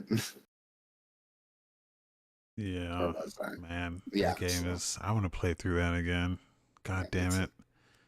They got that remaster coming out, don't they? Yeah, but not for 4. Yeah, it's coming out. No, it's the next like pack. It's coming in 2 packs, right? 2 packs, but we don't even know what's in the second pack. That's the thing. I mean, you'd hope 4 is in there. It'd have to be, but I mean, they haven't It's the said. Master Collection. It's got to be in there. You would hope so, but that shit hasn't been on fucking anything. I mean, that's one game that's been very vehemently, strictly on fucking PS3, and there's no other way to play it other than if you do like cloud streaming from PS Now. You know, they'd even re-release that for PS4. God damn it! Like, there's like no other way to play that other than get a PS3 or stream it or emulate it. And it kind of bums me out that like Metal Gear Solid 5 is on like everything. Yeah. Fucking Metal Gear Rising's on everything. MGS3, like every game before that and after that have various ways to play it. Yeah. But 4 is like the one that's like, nah. Yeah. So. Okay, Metal Gear Solid 3's on 3DS. Like, yeah. come on. Yeah. We'll see. I think it'd be dumb not to put it on volume 2, because the idea is to put it on 2 volumes. The first one has Metal Gear, both the Metal Gear games. It has the NES Metal Gear 2, right? Like, yeah, that nobody talks about. Yeah.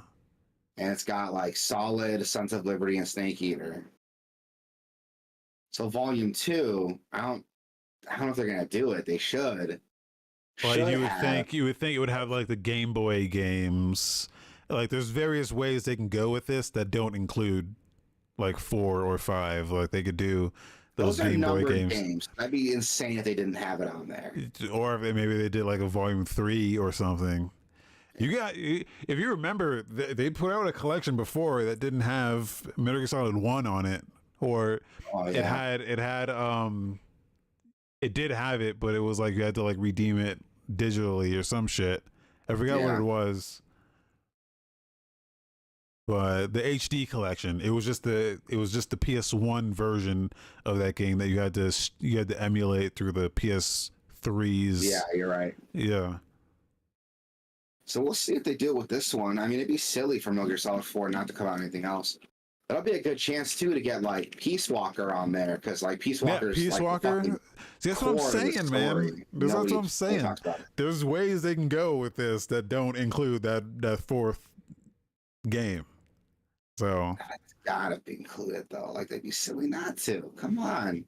At the same time, they'd be silly not to include the first one in the collection. They did that shit already. So yeah. So we'll see. See what happens.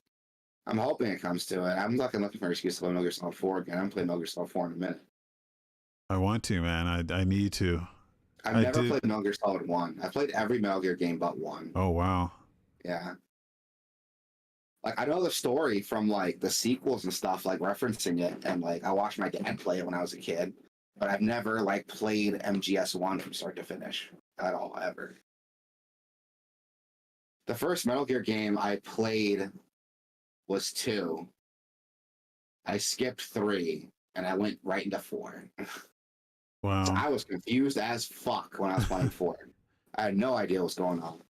Yeah, I never had any PlayStation until way later. So the first one I owned was 3. But I've had friends who've shown me Metal Gear, and I was like, dude, what the fuck is it? As a Nintendo guy, as a Nintendo kid, seeing that shit, I was like, what the fuck? I gotta get a PlayStation, dude. This is crazy. Yeah, dude, I didn't fucking get into them till when Metal Gear Solid 5 was coming out, Phantom Pain was coming out. They put those collections on sale on the PlayStation Store, so I bought them, but it didn't include 1, so that was bullshit. Yeah. So I played through them. I fucking played through 2, 3, 4 again, Rising, and I was ready for MGS 5, but I still never played 1. And I'll with this collection, I might be able to do it now. We'll see. Okay, Metal Gear Solid 2 is still a good ass game. I don't care what anyone says. Oh yeah, I mean, they're all good. Yeah. 3 is incredible still. Fuck. Okay, moving on. Yeah, so if anyone knows how to play like fucking Shadowrun, let me know. If I have to go to their Discord and get a key, I'll do that because I want to try it now. Um, Trailers and videos. Armored Core 6 Fires of Rubicon got a new story trailer. This game looks cool, dude. This trailer is incredible. What a good trailer. Yeah, this is really fucking cool. I don't know what the game is. They haven't shown any gameplay, as far as I know, right? They've shown zero gameplay. There's some gameplay. I think there's like some developers like playing through it. Oh, is it? Okay. Or some like, I think IGN did like a playthrough. Hold on. Okay, I haven't seen any. So, but this trailer just is incredible. It reminds me of, there's this new anime called 86 where there's just like, they're pilots that they pilot a bunch of mechs, but no one addresses them by their name because they're considered like an expendable crew, and very expendable because they're always dying. Every mission they go out, they all die and then they just get replaced. So no one knows any of their names, just know their number. And so this trailer reminded me of that because I'm assuming there's pilots in these mechs, but they're addressing them all by their number, their like mech number or whatever. Which this kind of like reminded me of that. And like the mechs themselves are kind of like personified and like a little bit, or I don't know, anthropomorphized. But they have these like glowing red eyes. They kind of give them like human-like qualities. So I don't know anything about Armored Core, but this trailer, it was like, oh fuck yeah, this looks fucking awesome. So it's the customization that gets me. Because I saw some of the gameplay footage and like they showed some of the combat and the customization. I'm like, oh my god, I'm gonna have like a lot of fun like customizing my robot. Are you saying it's a looter? Schluter? I don't know if it's a looter shooter, but I saw like parts and stuff getting swapped out. I saw menu screens of like parts getting swapped out, shoulder cannons being replaced with like different type of shoulder cannon, and even their legs, like they took off like the standard legs and put on tank treads or put on like these weird like fucking bird legs. Nice. Like yeah, there's some shit in here that's like, okay, this will be fun to play through. The thing that always gets me with these games are the controls. I hope this controls like a modern third-person shooter, because there was one mech game, I forget what the fuck it was, man, but there was a mech game that was on Game Pass not too long ago, and I loaded that shit up, and I was like, boy, you really just made a mech game. Was mech it as Ex Machina? No. That's different shit. That's like a fucking action game. I'm talking mech games where it's like you can turn the torso separate from the legs and shit. You know what I'm talking about? What I guess this is what you want out of a mech game, but it's the way it controls though, is what I'm saying. Yeah. Like it's not like, you know, you can turn the torso, like the torso has different controls than the rest of the body. Yeah. You know, hard to explain. I forget what the fuck game it was, man. That'll come to you. No, it won't. Knucklepucker says, was it Galahad? Oh, it's Mech Warrior 5 Mercenaries, which is still in Game Pass. Yeah. Mech Warrior 5. I never heard of that shit. Mech Warrior 5. It was a very fun game. Very fun, very cool. And it does a lot of the same stuff. It's just a mech ass game, you know? And if you ever played a mech game, you know what the fuck I'm talking about. Where it's just like they don't control. You remember Steel Battalion was like notorious for like the controller it came with? It was like a $300 controller that it was like a battle station almost. It had like 3 different joysticks on it. Like it's that kind of shit where it's just like you guys made a really mech, weird, like obtuse, like a mech. It's not an action game. It's like a mech simulator. It's a mech simulator. You have different subsystems that you have to like switch to and control.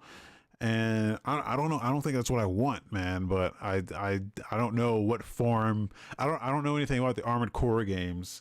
That's why I wish Randy was here, because he would be like, "No, man, this game. Let me tell you exactly what this game is."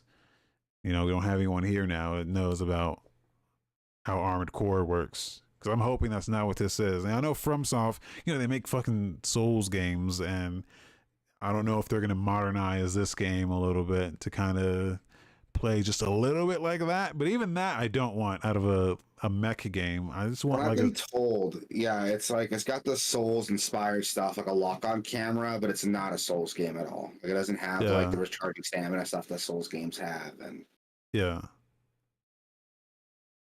yeah, so that'll be cool to see. Um, yeah, I really want to check this game out. Like it looks like fun. I want to play it.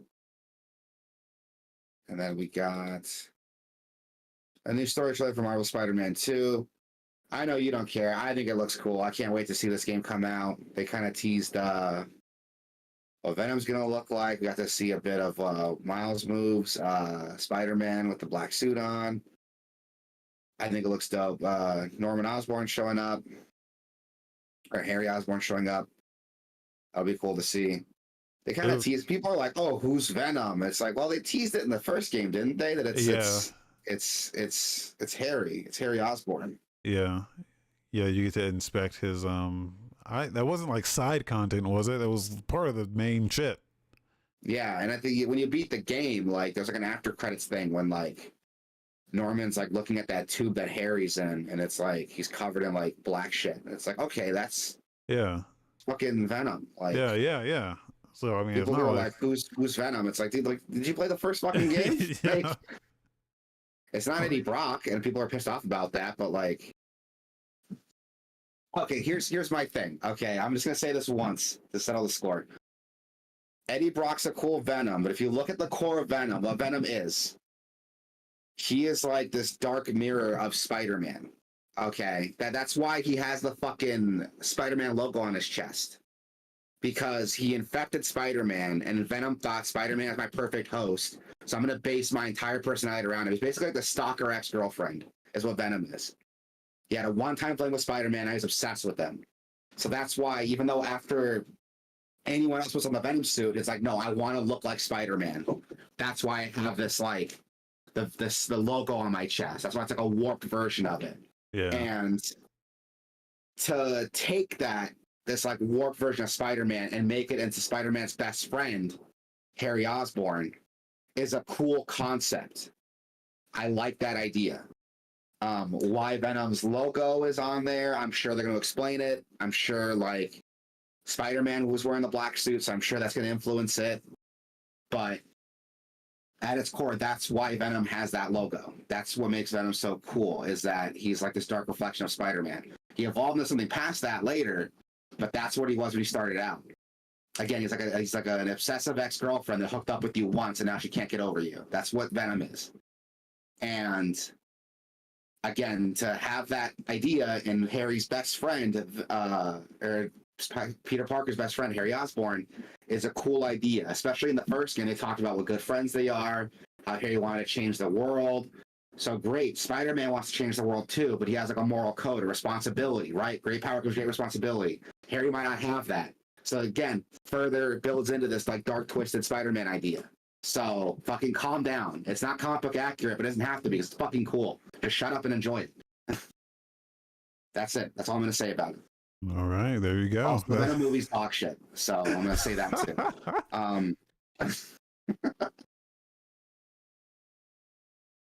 So I'm here. Spider-Man 3 would have been a fucking great Venom story. Eddie Brock's not supposed to be skinny. Yeah, because again, it's playing into this like dark, twisted like Spider-Man thing. Eddie Brock could have been Peter Parker, the guy that got to play him. That's why he chose that, to show this mirrored version. Oh, here's Peter Parker without the morals. So that's why you just didn't get that, because you're a fucking moron and you wanted everything to be comic book accurate. Anyway, moving on. Yeah, I'm into Spider-Man 2. I really want to play it. I'm not going to buy PS5 to play it, but I am going to play it. Yeah, you don't care. That's fine. I do. I care. Okay, look, I care about. I thoroughly enjoyed. I played through that first game. Played through Miles Morales. Fantastic games. Loved them. It's just I don't want to do it again, man. I did it twice already. It's like, okay, I get it. Like, it's fucking like great story, great characters. I'd rather watch this in a movie than play it again. You know, I don't know. It's a thing with me that I just don't want to play the same game 3 times in a row. That's all. And then when the story and the characters are really good, I'd rather just watch it. I'd rather just watch it. I just want to watch it. That's all. When I come away from a video game thinking, boy, those characters and that story are really good, then you know, I'd rather just watch it. See, I love Spider-Man. Like the stories, characters are good, but also like the way it plays is like I fucking feel like Spider-Man in that game. Yeah, I like the way it played the first 2 times I did it. I don't want to play that game again. We'll see. Let's add some cool shit that might make it a little bit more interesting, but we'll see. We'll see when it comes out. Yeah, he's got a wingsuit now, so there you go. Also, Spider-Man has the black suit too, so oh like, yeah, he's got the black suit, which is gonna like do some cool shit. And in the first Miles Morales game, you know, Miles had his like electrical powers that helped him like with traversal. Now that like this game takes place a little bit after that, you know, he probably has some more control over it. I want to see what Miles can do now. He's probably got some cool shit that he can do now. Now that he's had some time to develop his technique, but we'll see. We'll see what happens. On Guard got a release date announcement. yeah. On Guard was a pretty noticeable highlight during the Steam Next Fest. They got a lot of attention. It was was on like the top 10 most downloaded list for like I think the entire like festival. Oh, was it? Yeah. I thoroughly enjoyed this game. It's like a mix between the classic Assassin's Creed games, where it is more when you do engage in direct combat, you kind of have to think about what you're doing a little bit. But then it also is more of like a sandboxy type of game, because they put all these tools in the environment, and you're just meant to like run around and kind of play with these things to kind of take advantage of the environment. So it's great. It's awesome. Yeah, it's on my list. I have it downloaded, but I haven't fucking tried it yet. It's fun. It's a lot of fun. It reminds me of like the Princess Bride parody, like Zorro parody they had in that. That's what everyone tells me. It's got this like, it feels like Princess Bride. They it even feels say like it. Zorro. It feels like say it in here. Yeah, they say it in there too. Like they say it in the trailer. But I've heard other friends like and people I know tell me like, oh, I feel like I'm playing a Zorro game or like I'm playing a Princess Bride game. Yeah, because it's more. It's got like it's got comedy to it as well. Yeah. So I think it does a good job at the comedy too. So 10 out of 10 video games you probably haven't played with a Nier Automata. Everyone's played a Nier Automata, my guy. Yeah. I'm sorry, that just popped up on the recommended, and I'm like, what are you talking about? Everyone's played this. Yeah, everyone's played it. Like, there's no way to like. It is not an underrated game at all. Yeah. Fuck, I'm choking. Oh shit. Okay, I'm good. Yeah, it is not an underrated game at all. Next, I put this in the show notes here. We got a reveal for the characters coming to the first combat pack.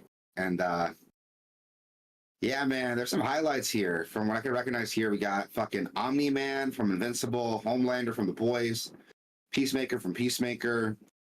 Looks like Ermac, Quan Chi, Takeda. This looks cool. What? Who's Homelander? Homelander? He's the dude in the blue with the USA like flag cape. You never seen The Boys? No. You should watch The Boys. You should watch The Boys. It is so. It does that like if superheroes were real type of thing. But it's really, really good. I think it's one of the better shows that does that. Like it's really dark, it's fucking funny, it's twisted sometimes and it's humor. all the superheroes are just so shitty, and you love to hate them. Homelander especially, like it's fucking good. Wait, do they usually do this where they just announce a combat They'll pack? announce like the combat packs, but that's like after the game comes out. This is the first time they've done it like before the game released. Okay, so then the question is, well, whatever. I was gonna say why did you just put these fuckers in the game then? So those three characters are licensed characters: Omni-Man, Homelander, and Peacemaker. So I'm sure like Okay, getting I don't the know rights to them. them. Yeah, I don't know getting them. the rights to them probably took a minute. Like doing them as DLC, they don't have to include them in the story. They can write their story out with the characters they have. They got approval for, and then get the rights to add these characters in later.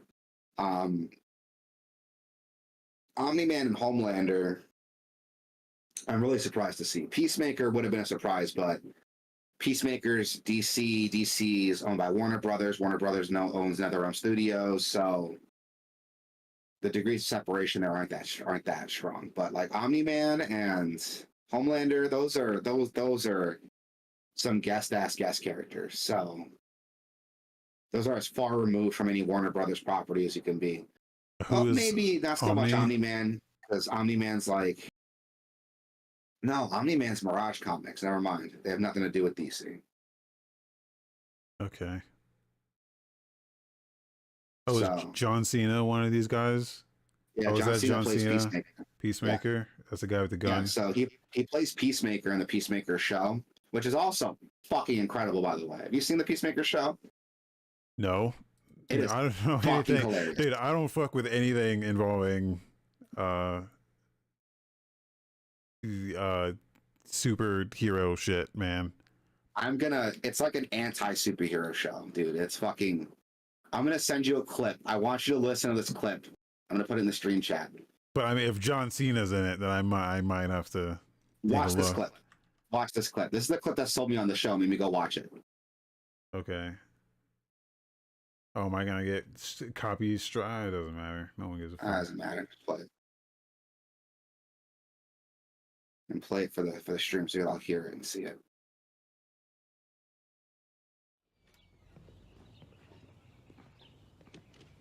Batman has a coterie of supervillains. Joker, Riddler, Mad Hatter. So what? You said you were a superhero like Batman. Do you have a coterie of supervillains? No, he doesn't. So maybe you're not a superhero after all.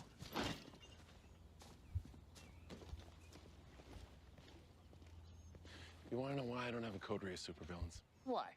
My coterie of supervillains is 6 feet fucking under. There, you see, Batman doesn't kill people. Because he's a pussy. He's a dark creature of the night. He's a jackass who wrestles with murderers dressed like clowns and throws them in prison so they can break out of prison and then murder more people. Riddle me this. How many people you think Batman's indirectly murdered by being too much of a candy ass not to kill these fools who clearly need to be smoked once and for all, you wrinkly, Sharpay-looking, dementia-infested fuck? Jesus. Just trying to make conversation. Fuck it. Okay. Okay. Yeah. That is, the whole show is like that. It's fucking hilarious, dude. Yeah, I'm gonna have to check that out. Oh, but I watched Jury Duty, but I didn't mention that. Oh, I did watch Jury? I watched Jury Duty. Did you finish it? Or did you just watch I watched the whole fucking thing. It's fucking great, right? It's great. It is great. So and it's just so funny the way he just gets fucked with the whole show. But again, it's not like mean spirited. Like it's a fun like fucking with. yeah. And at the end, the last episode, they show all of like how they did it. Like, do you see the work that went into like fucking dancing around him to get this shit to happen? It's like, yeah, God damn. It's difficult to make a show like that. So yeah, it's impressive that they were able to do it. Yeah. Like it's really, really good. I'm glad you watched it. Tell your friends, because like I'm hoping like I want to get a second season of that show because it's so fucking funny. Yeah. Yeah, it's fucking great. Anyone who's listening, go watch Jury Duty. It's fucking hilarious. It's on Amazon. Just go watch it. Trust me. Going blind. The blinder, the better. Like, if you need my elevator pitch, hit me up on the Discord. I'll show you my elevator pitch. But it's a fucking hilarious show. Yeah, I'm glad you watched it. Peacemaker, I'm gonna have to check. That's gonna be my next one, I guess. Cause Yeah, that one's funny. yeah, dude, I've been watching Succession, and it started the last season, and I don't even get. It's like bad. It's a bad show. It's not good. I heard the opposite. I heard it's incredible in the last season. I heard the same thing. Great. I heard the same thing until I started watching it, and I was like, "This is just not. It's not. It's not. It's not hooking me, man. It's not hooking me." I watched everything until the last season, and I was like, the last season came out, and I was like, I'm just not gonna bother. Just not bother. So, which is huge for me because usually I'm like, well, I watched this far, I might as well just finish it. But this one, I'm just like, nah. Yeah. So this will be good. Peacemaker looks good. So Peacemaker's good. There's a movie that comes out before it, but you can skip it. Oh. It's a good movie. It's the second Suicide Squad movie, but yeah, it's good, but they reference it a lot in the show. Is Peacemaker a thing? Like, is he an actual? Is he in universe, or is that? It seemed like he was like out of universe, and you were talking about Batman like he didn't exist. No, they're in universe. Oh, okay. Yeah, Batman exists. The Justice League exists in this universe. Like, this is part of like the DC like movie universe they're putting together. Okay. Yeah, and that's why this is so the Suicide Squad movie came out with Will Smith. That I haven't seen it, but I heard it sucked. And then James Gunn did a sequel to that, which introduced Peacemaker, and this show is a sequel to that movie. Okay. You could watch it. It's a fun movie. I didn't watch the first Suicide Squad. I did watch the sequel. I thought it was fucking incredible. I thought it was hilarious. Okay. It's a hard R-rated comic movie, which is what Suicide Squad should have been from the fucking beginning. Yeah, I saw the first one. Yeah. Yeah. Was it bad? I heard it was bad. I mean, I'm not a movie guy in general, so you ask me, I like bad movies. So so I'll just say that. Yeah, this one, I saw the sequel. I thought it was good. I had a lot of fun with it. And Peacemaker is the best fucking thing to come out of that still. It's so fucking funny. It's legit just hilarious. The action scenes are really well done. John Cena is such a great comedic actor. Like, he's the actor that fucking The Rock thinks he is. Yeah. Like, he's legitimately really funny. He's really charming. He plays this, like, jackass character so well. And it's, you can't help but still like him. He's fucking hilarious the whole time he's doing it. Like he's got this, like, range that, like, The Rock, like, wishes he had. And he's really, really fucking good in this show. Like, I would watch more Peacemaker than, like, I would watch, like, Superman or Batman or any other shit they put out. I would watch more Peacemaker over that. Yeah, go watch it. It's fucking great. Yeah, some more Kombat pack, everybody.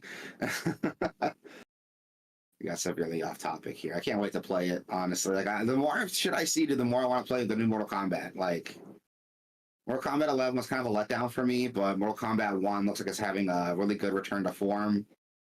The tag team system that they're showing off in some of the gameplay looks really cool. I might pick this up. Probably not day one, but I am going to pick this up eventually. Yeah, I still haven't gotten into Street Fighter yet, which is... Me neither. I would probably do that first before I get into Mortal Kombat. Yeah, I haven't picked any Street Fighter yet. I need to. I really need to. Sonic Free Riders. A no Kinect patch. Yeah, so...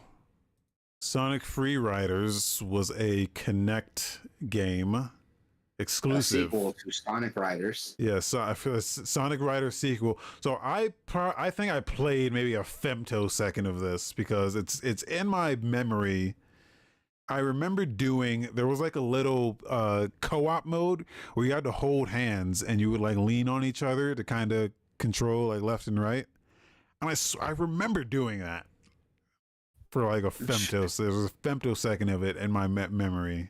So, which I did have a Kinect. I didn't buy it. I won an Xbox in like a giveaway, and it came with a Kinect. So like, we're gonna try some Kinect shit. So I did have a Kinect, so I wasn't in a position where I could have tried this. And what this trailer is someone put out like a little fan made update to the game that removes the Kinect requirements, so you can play it in co-op. You can fully play it without a Kinect, which is cool. Which is funny because like the first Sonic Riders that came out, this is a sequel to the first Sonic Riders game, and apparently that first game has like a fucking fan base that swears by it. Apparently it's a really good like racing game. And they were super disappointed with the sequel because of the connection. It made it like impossible to play. Though I remember this reviewing well, or I remember people saying good things about this, minus like the Kinect shit. Like, oh, it's a great game, but you know, you gotta get Kinect, and that, you know, it's a pile of shit. So, but I remember people liking this game. Yeah, I remember people saying the core of the game was good. It's just, it's a bummer. You have to use a Kinect to play it. Like, yeah, every review was like, this game would be great if you can just use a controller. And now you can. So I'm not sure how they're doing this. Probably you like emulator, maybe like patch an ISO or something. Maybe. I would imagine. But I don't know. I kind of want to try this just to. Yeah, I want to try it too, just to see what it's like. I never played Sonic Riders. I heard it's fun, but if this sequel's just that, but good, like, yeah, let's do it. I'll try it. Moving on, we got some game releases. We got Mr. Run and Jump dropping Tuesday, July 25th for PC, Switch, Xbox One, Series X, and Atari VCS. Is that what? Yeah, there's a new Atari console. Oh yeah, I heard about that. It's like a digital console. Yeah. That's a thing you can check out. This game is published by Atari, so there you go. Check that out. Queen's Gambit Chess is dropping on mobile. Remnant 2 is dropping on PC, PS5, and Series X. I heard it was good. I heard a lot of good things about Remnant 2. Yeah. I've heard it's Remnant 1, but like better. And I'm okay with that because I liked Remnant 1. I haven't finished it, but I liked it. That's only $50? Seriously? Wow. Okay. You can get it for 41 right now at Green Man. If you use voucher July 17. There you go. Go check it out, everybody. Apparently it's getting good reviews. Then we got also releasing July 25th, The Way Madness Lie on Nintendo Switch. It's a comedy-focused, turn-based JRPG. Yeah. Oh, they showed this during the they showed this last week during the limited run games thing. Though they didn't talk about it at all during that, so I guess I didn't know it was a comedy thing. Save the worlds of Shakespeare from the forces of nightmare. Got the Shakespeare motif to it with like magical girls. Which is interesting. Like, I haven't read Shakespeare since I was like in high school, man. Oh, this game's been out on PC. Oh yeah, it's been on PC for a while. Just coming out to Switch recently. So that'd be cool. Check it out. July 26th, we got Ratchet and Clank Rift Apart on PC. Yes. I need to play this. I need to play this game. It's good. It's good, dude. It's good, dude. They did put out a blog post on the PS blog explaining everything that went into it. It's a Nixie's joint. So the same guys that ported Spider-Man on PC are doing this. It seems like they should just do all the ports, because if they're fucking up, you know, The Last of Us and shit, you just don't trust anyone else. These guys are doing it right. They found a way. They explained how the SSD shit works, and they were like, yeah, no, we found a way to just kind of supremely optimize the streaming so that it could just work on anything. And I'm like, you guys are fucking wizards. Yeah. If you actually got to work, like, right. Yeah, these guys are great. So I want to see what the rest of PC ports look like. I don't know if I'm going to pick up Ratchet and Clank again. I did play through it and finish it. I loved it. Maybe on sale I'll pick it up again, because it is a good ass game. Yeah, I've been wanting to play this, so I'm probably going to do that. Yeah, excuse me. Moving on, we got I don't speak Chinese, so if I pronounce this wrong, Xuan Yuan, Sword, Miss Beyond the Mountains. Nailed it. You got it. I didn't, thank you. July 26th for PC. And according to the description here, this game is one of the most popular RPGs in the Chinese-speaking area and has won many awards around Asia. The game's story takes place in an era of collision between East and West, covering a wide range spanning Eurasia and the Arab world, Francia, and China. Okay. Yeah, that was a little author description. Collision between East and West. Yeah. Yeah, I they don't want to collide. shit on someone English isn't their first language, but if this is like a JRPG, SJRPG, I hope the rest of the translations like aren't this like clumsy. Well, from the looks of it, there is no translation. Yeah, I watched the gameplay video. It's all in Chinese, so Yeah. it's not coming out. It hasn't come out yet. Maybe it'll like actually have a. Yeah, it says it will in the thing here. Yeah. Oh. I just hope the translations aren't that clumsy. No diss to someone who's English second language, but like, if you're gonna make a game for English speakers, like, they're gonna tell if something comes in weird. The same thing. If I made a game in Spanish, like, you know, my translations would be really bad. Sometimes a poor translation could be entertaining in itself. To an extent, but I think for like an RPG where I'm gonna be doing nothing but reading, like Yeah, like Final Fantasy VII had a notoriously bad translation, and that's true. yeah, I wouldn't say it was entertaining, but it was interesting at times. Yeah, we'll see with this game. It looks interesting. It's got like monster collecting. It looks like. What is this? I'm not sure what the fuck's going on here, but it looks cool. Oh, there's a lot of games coming out July 27th. We got Arcadia Atlas releasing on PC. We got Double Dragon Guide and Rise of the Dragons. This game looks good. I really wanted to play this one. Yeah. It's like a Double Dragon roguelike. Is it a roguelike? I thought it was just another beat 'em up. Yeah. No, it's a roguelike. Okay, well then that's more interesting. Yeah, it's a beat 'em up roguelike, but it's a roguelike. You got runs you can go through, you unlock stuff in those runs, like there's like abilities and upgrades and shit. Yeah. Okay. Well then. That's going on the wish list. Yeah, dude. 9 additional characters? What the fuck? Okay. Yeah, this there's another beat 'em up coming out that I'm interested in as well. So let me get to that. So look at the description. It's not a roguelike, it's a roguelite. So it has very light rogue elements to it. Oh, okay. Which is still enough for me to like get into it. It's interesting. So I'll check it out. It's you blur the line between what roguelike, roguelite, and roguelike like, or roguelite like, or some people say rogue-ish. I'm like, come on, like, what the fuck are you even talking about? Yeah, it's got the core of it. It's got like endless playthrough possibilities, dynamic missions, permadeath, and the cash and stuff you gain carries over to the next playthrough. So you could like use that to upgrade your character, buy new characters. So I'm curious what other characters they have. So Jimmy and Billy, for sure. They've announced a core 4.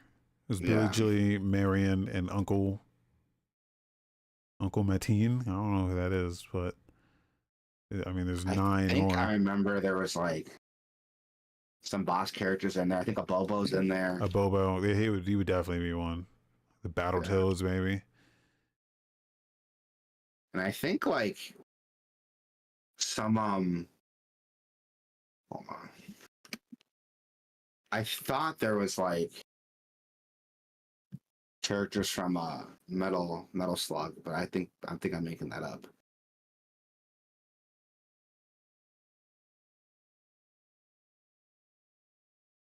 Oh shit, the Whip Girl's in there. She's a playable Whip character. Girl. Yeah, Linda is her name. You know that boss girl with like the fucking whip? Yeah, from Streets of Rage. No, that's Double Dragon. Is it? Well, Streets of Rage had a whip character too, now that I think about it. But Double Dragon had a whip character too. Okay. Yeah, Linda Lash, I think is her name. Linda Lash. She was one of the bosses, yeah. She's in that Okay. purple jumpsuit. She was in Double Dragon Neon. She had like that corset and like that cop hat. Oh yeah. Yeah.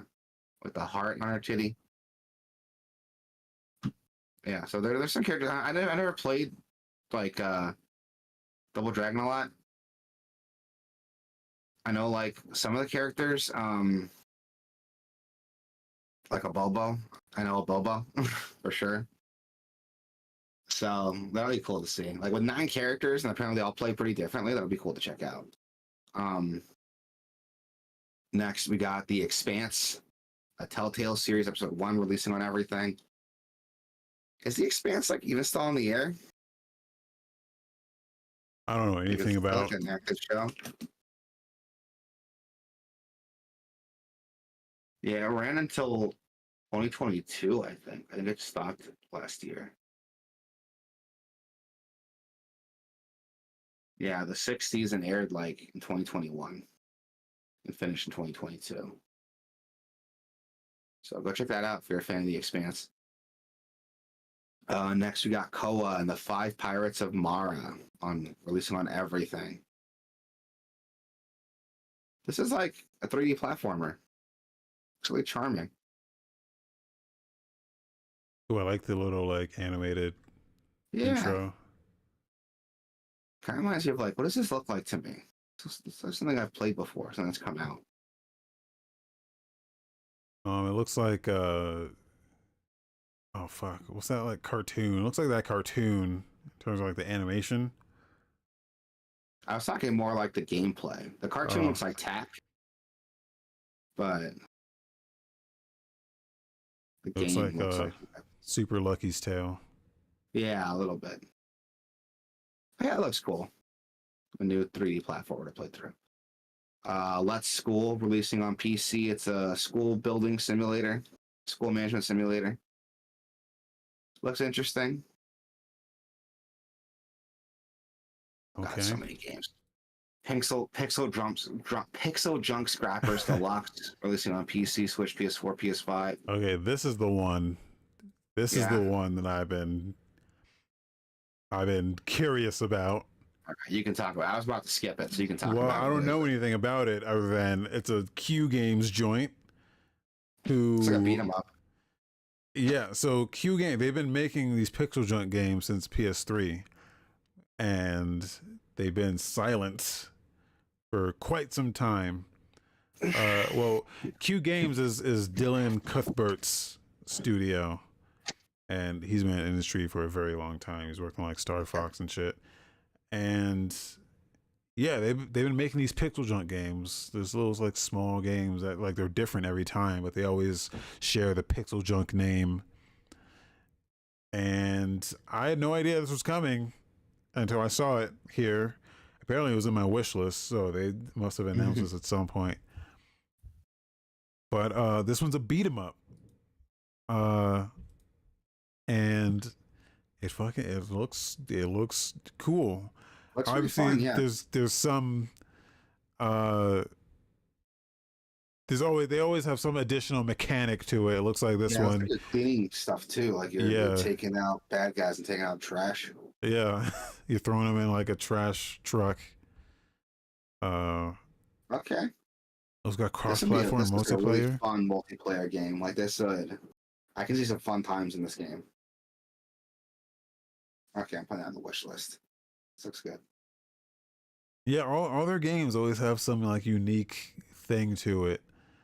But they always hit like a different genre with every game they make. So, or they just like invent a new genre that hasn't ever been.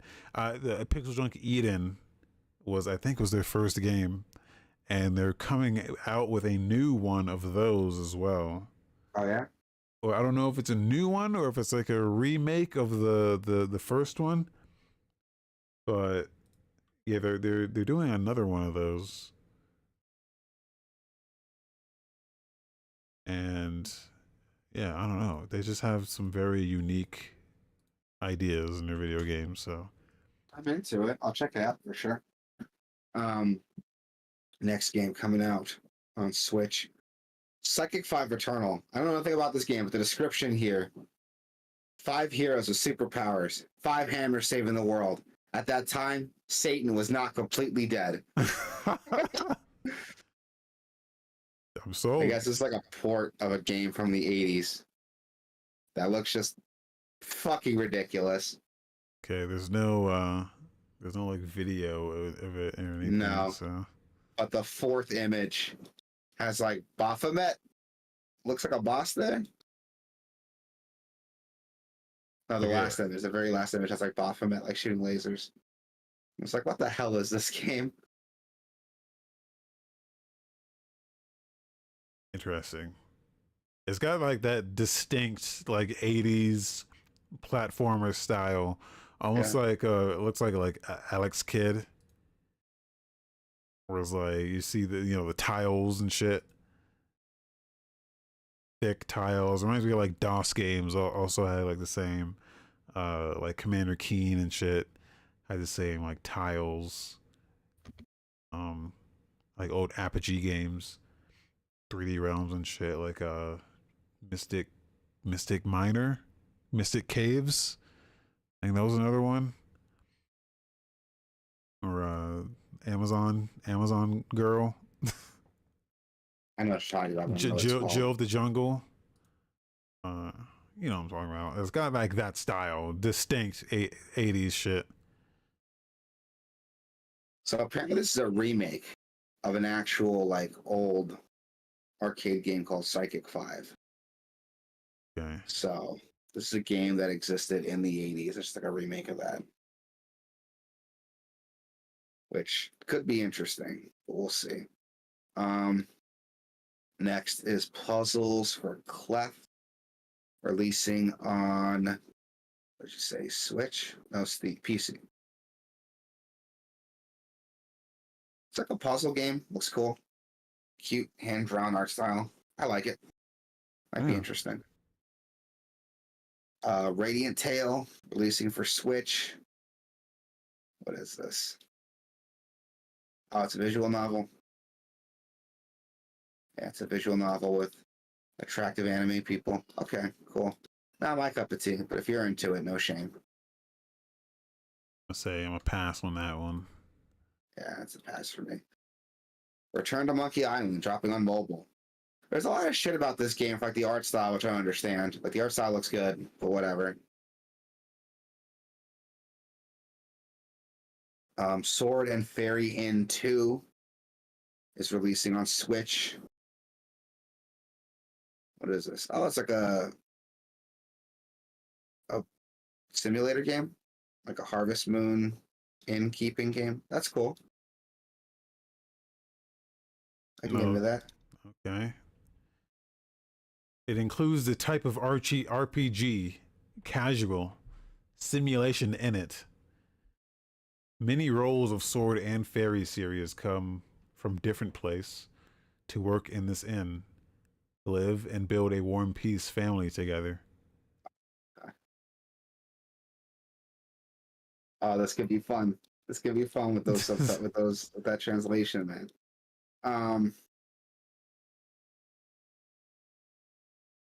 Yggdra Union will never fight alone.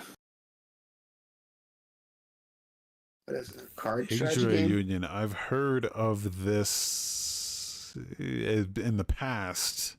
Well, the name sounds familiar. Yeah, the name sounds familiar. I feel like this is an old series.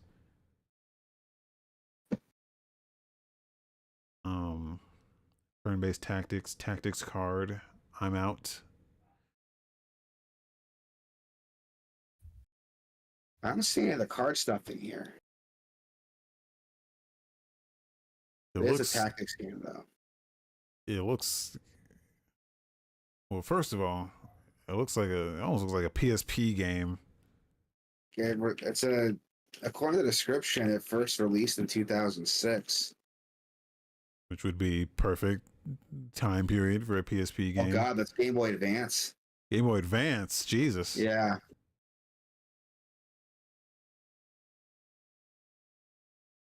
That's a good-looking GBA game. So is this like a re-release, like an update, or That's what it looks like. Yeah, it's a GBA game. Those sprites are really good for GBA. Well, I would imagine they like up-resed it a lot and did a little bit of work on it. It explains why it looks a little cluttered and blown up, though, because like Yeah. That's why I thought it was PSP, because I was like, this resolution seems low.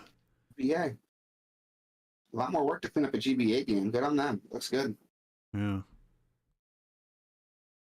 And last but not least, on July 28th, we got Disney Illusion Island releasing on the Switch. It is a 2D platformer with multiple characters. It is based on the Illusion, Disney, the Mickey Mouse Castle of Illusion games. So check that out when it comes out July 28th. This looks fun. Yeah. I wish it was on PC. Me too. But it's not, so that's a bummer. But you know what is coming to PC? Not the next game. It's coming on mobile. Hello Kitty Island Adventure. Go check that out. And that's gonna do it for the show, everybody. We got a little sidetracked. Got a lot to talk about, a lot of updates. But thank you everybody for coming in to say hi, for going through the show with us. Especially thanks to Knuckle Pucker for the input.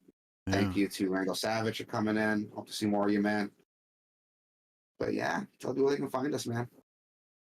Guys, you can go to Gameoverse.com, Gameoverse.com/Twitch, Gameoverse.com/YouTube, Gameoverse.com/Discord, So go over there and hang out with us, chat with us, play some Diablo with us. For sure. Because we've been playing a lot of that, even though it's, regardless of what state it's in, I think I'm going to play that anyway, so. Yeah, it's a fun game still. Yeah. But yeah, everybody, thank you so much. Be cool, be safe, be excellent to each other. And yeah, we'll come play some Diablo with us. Peace out.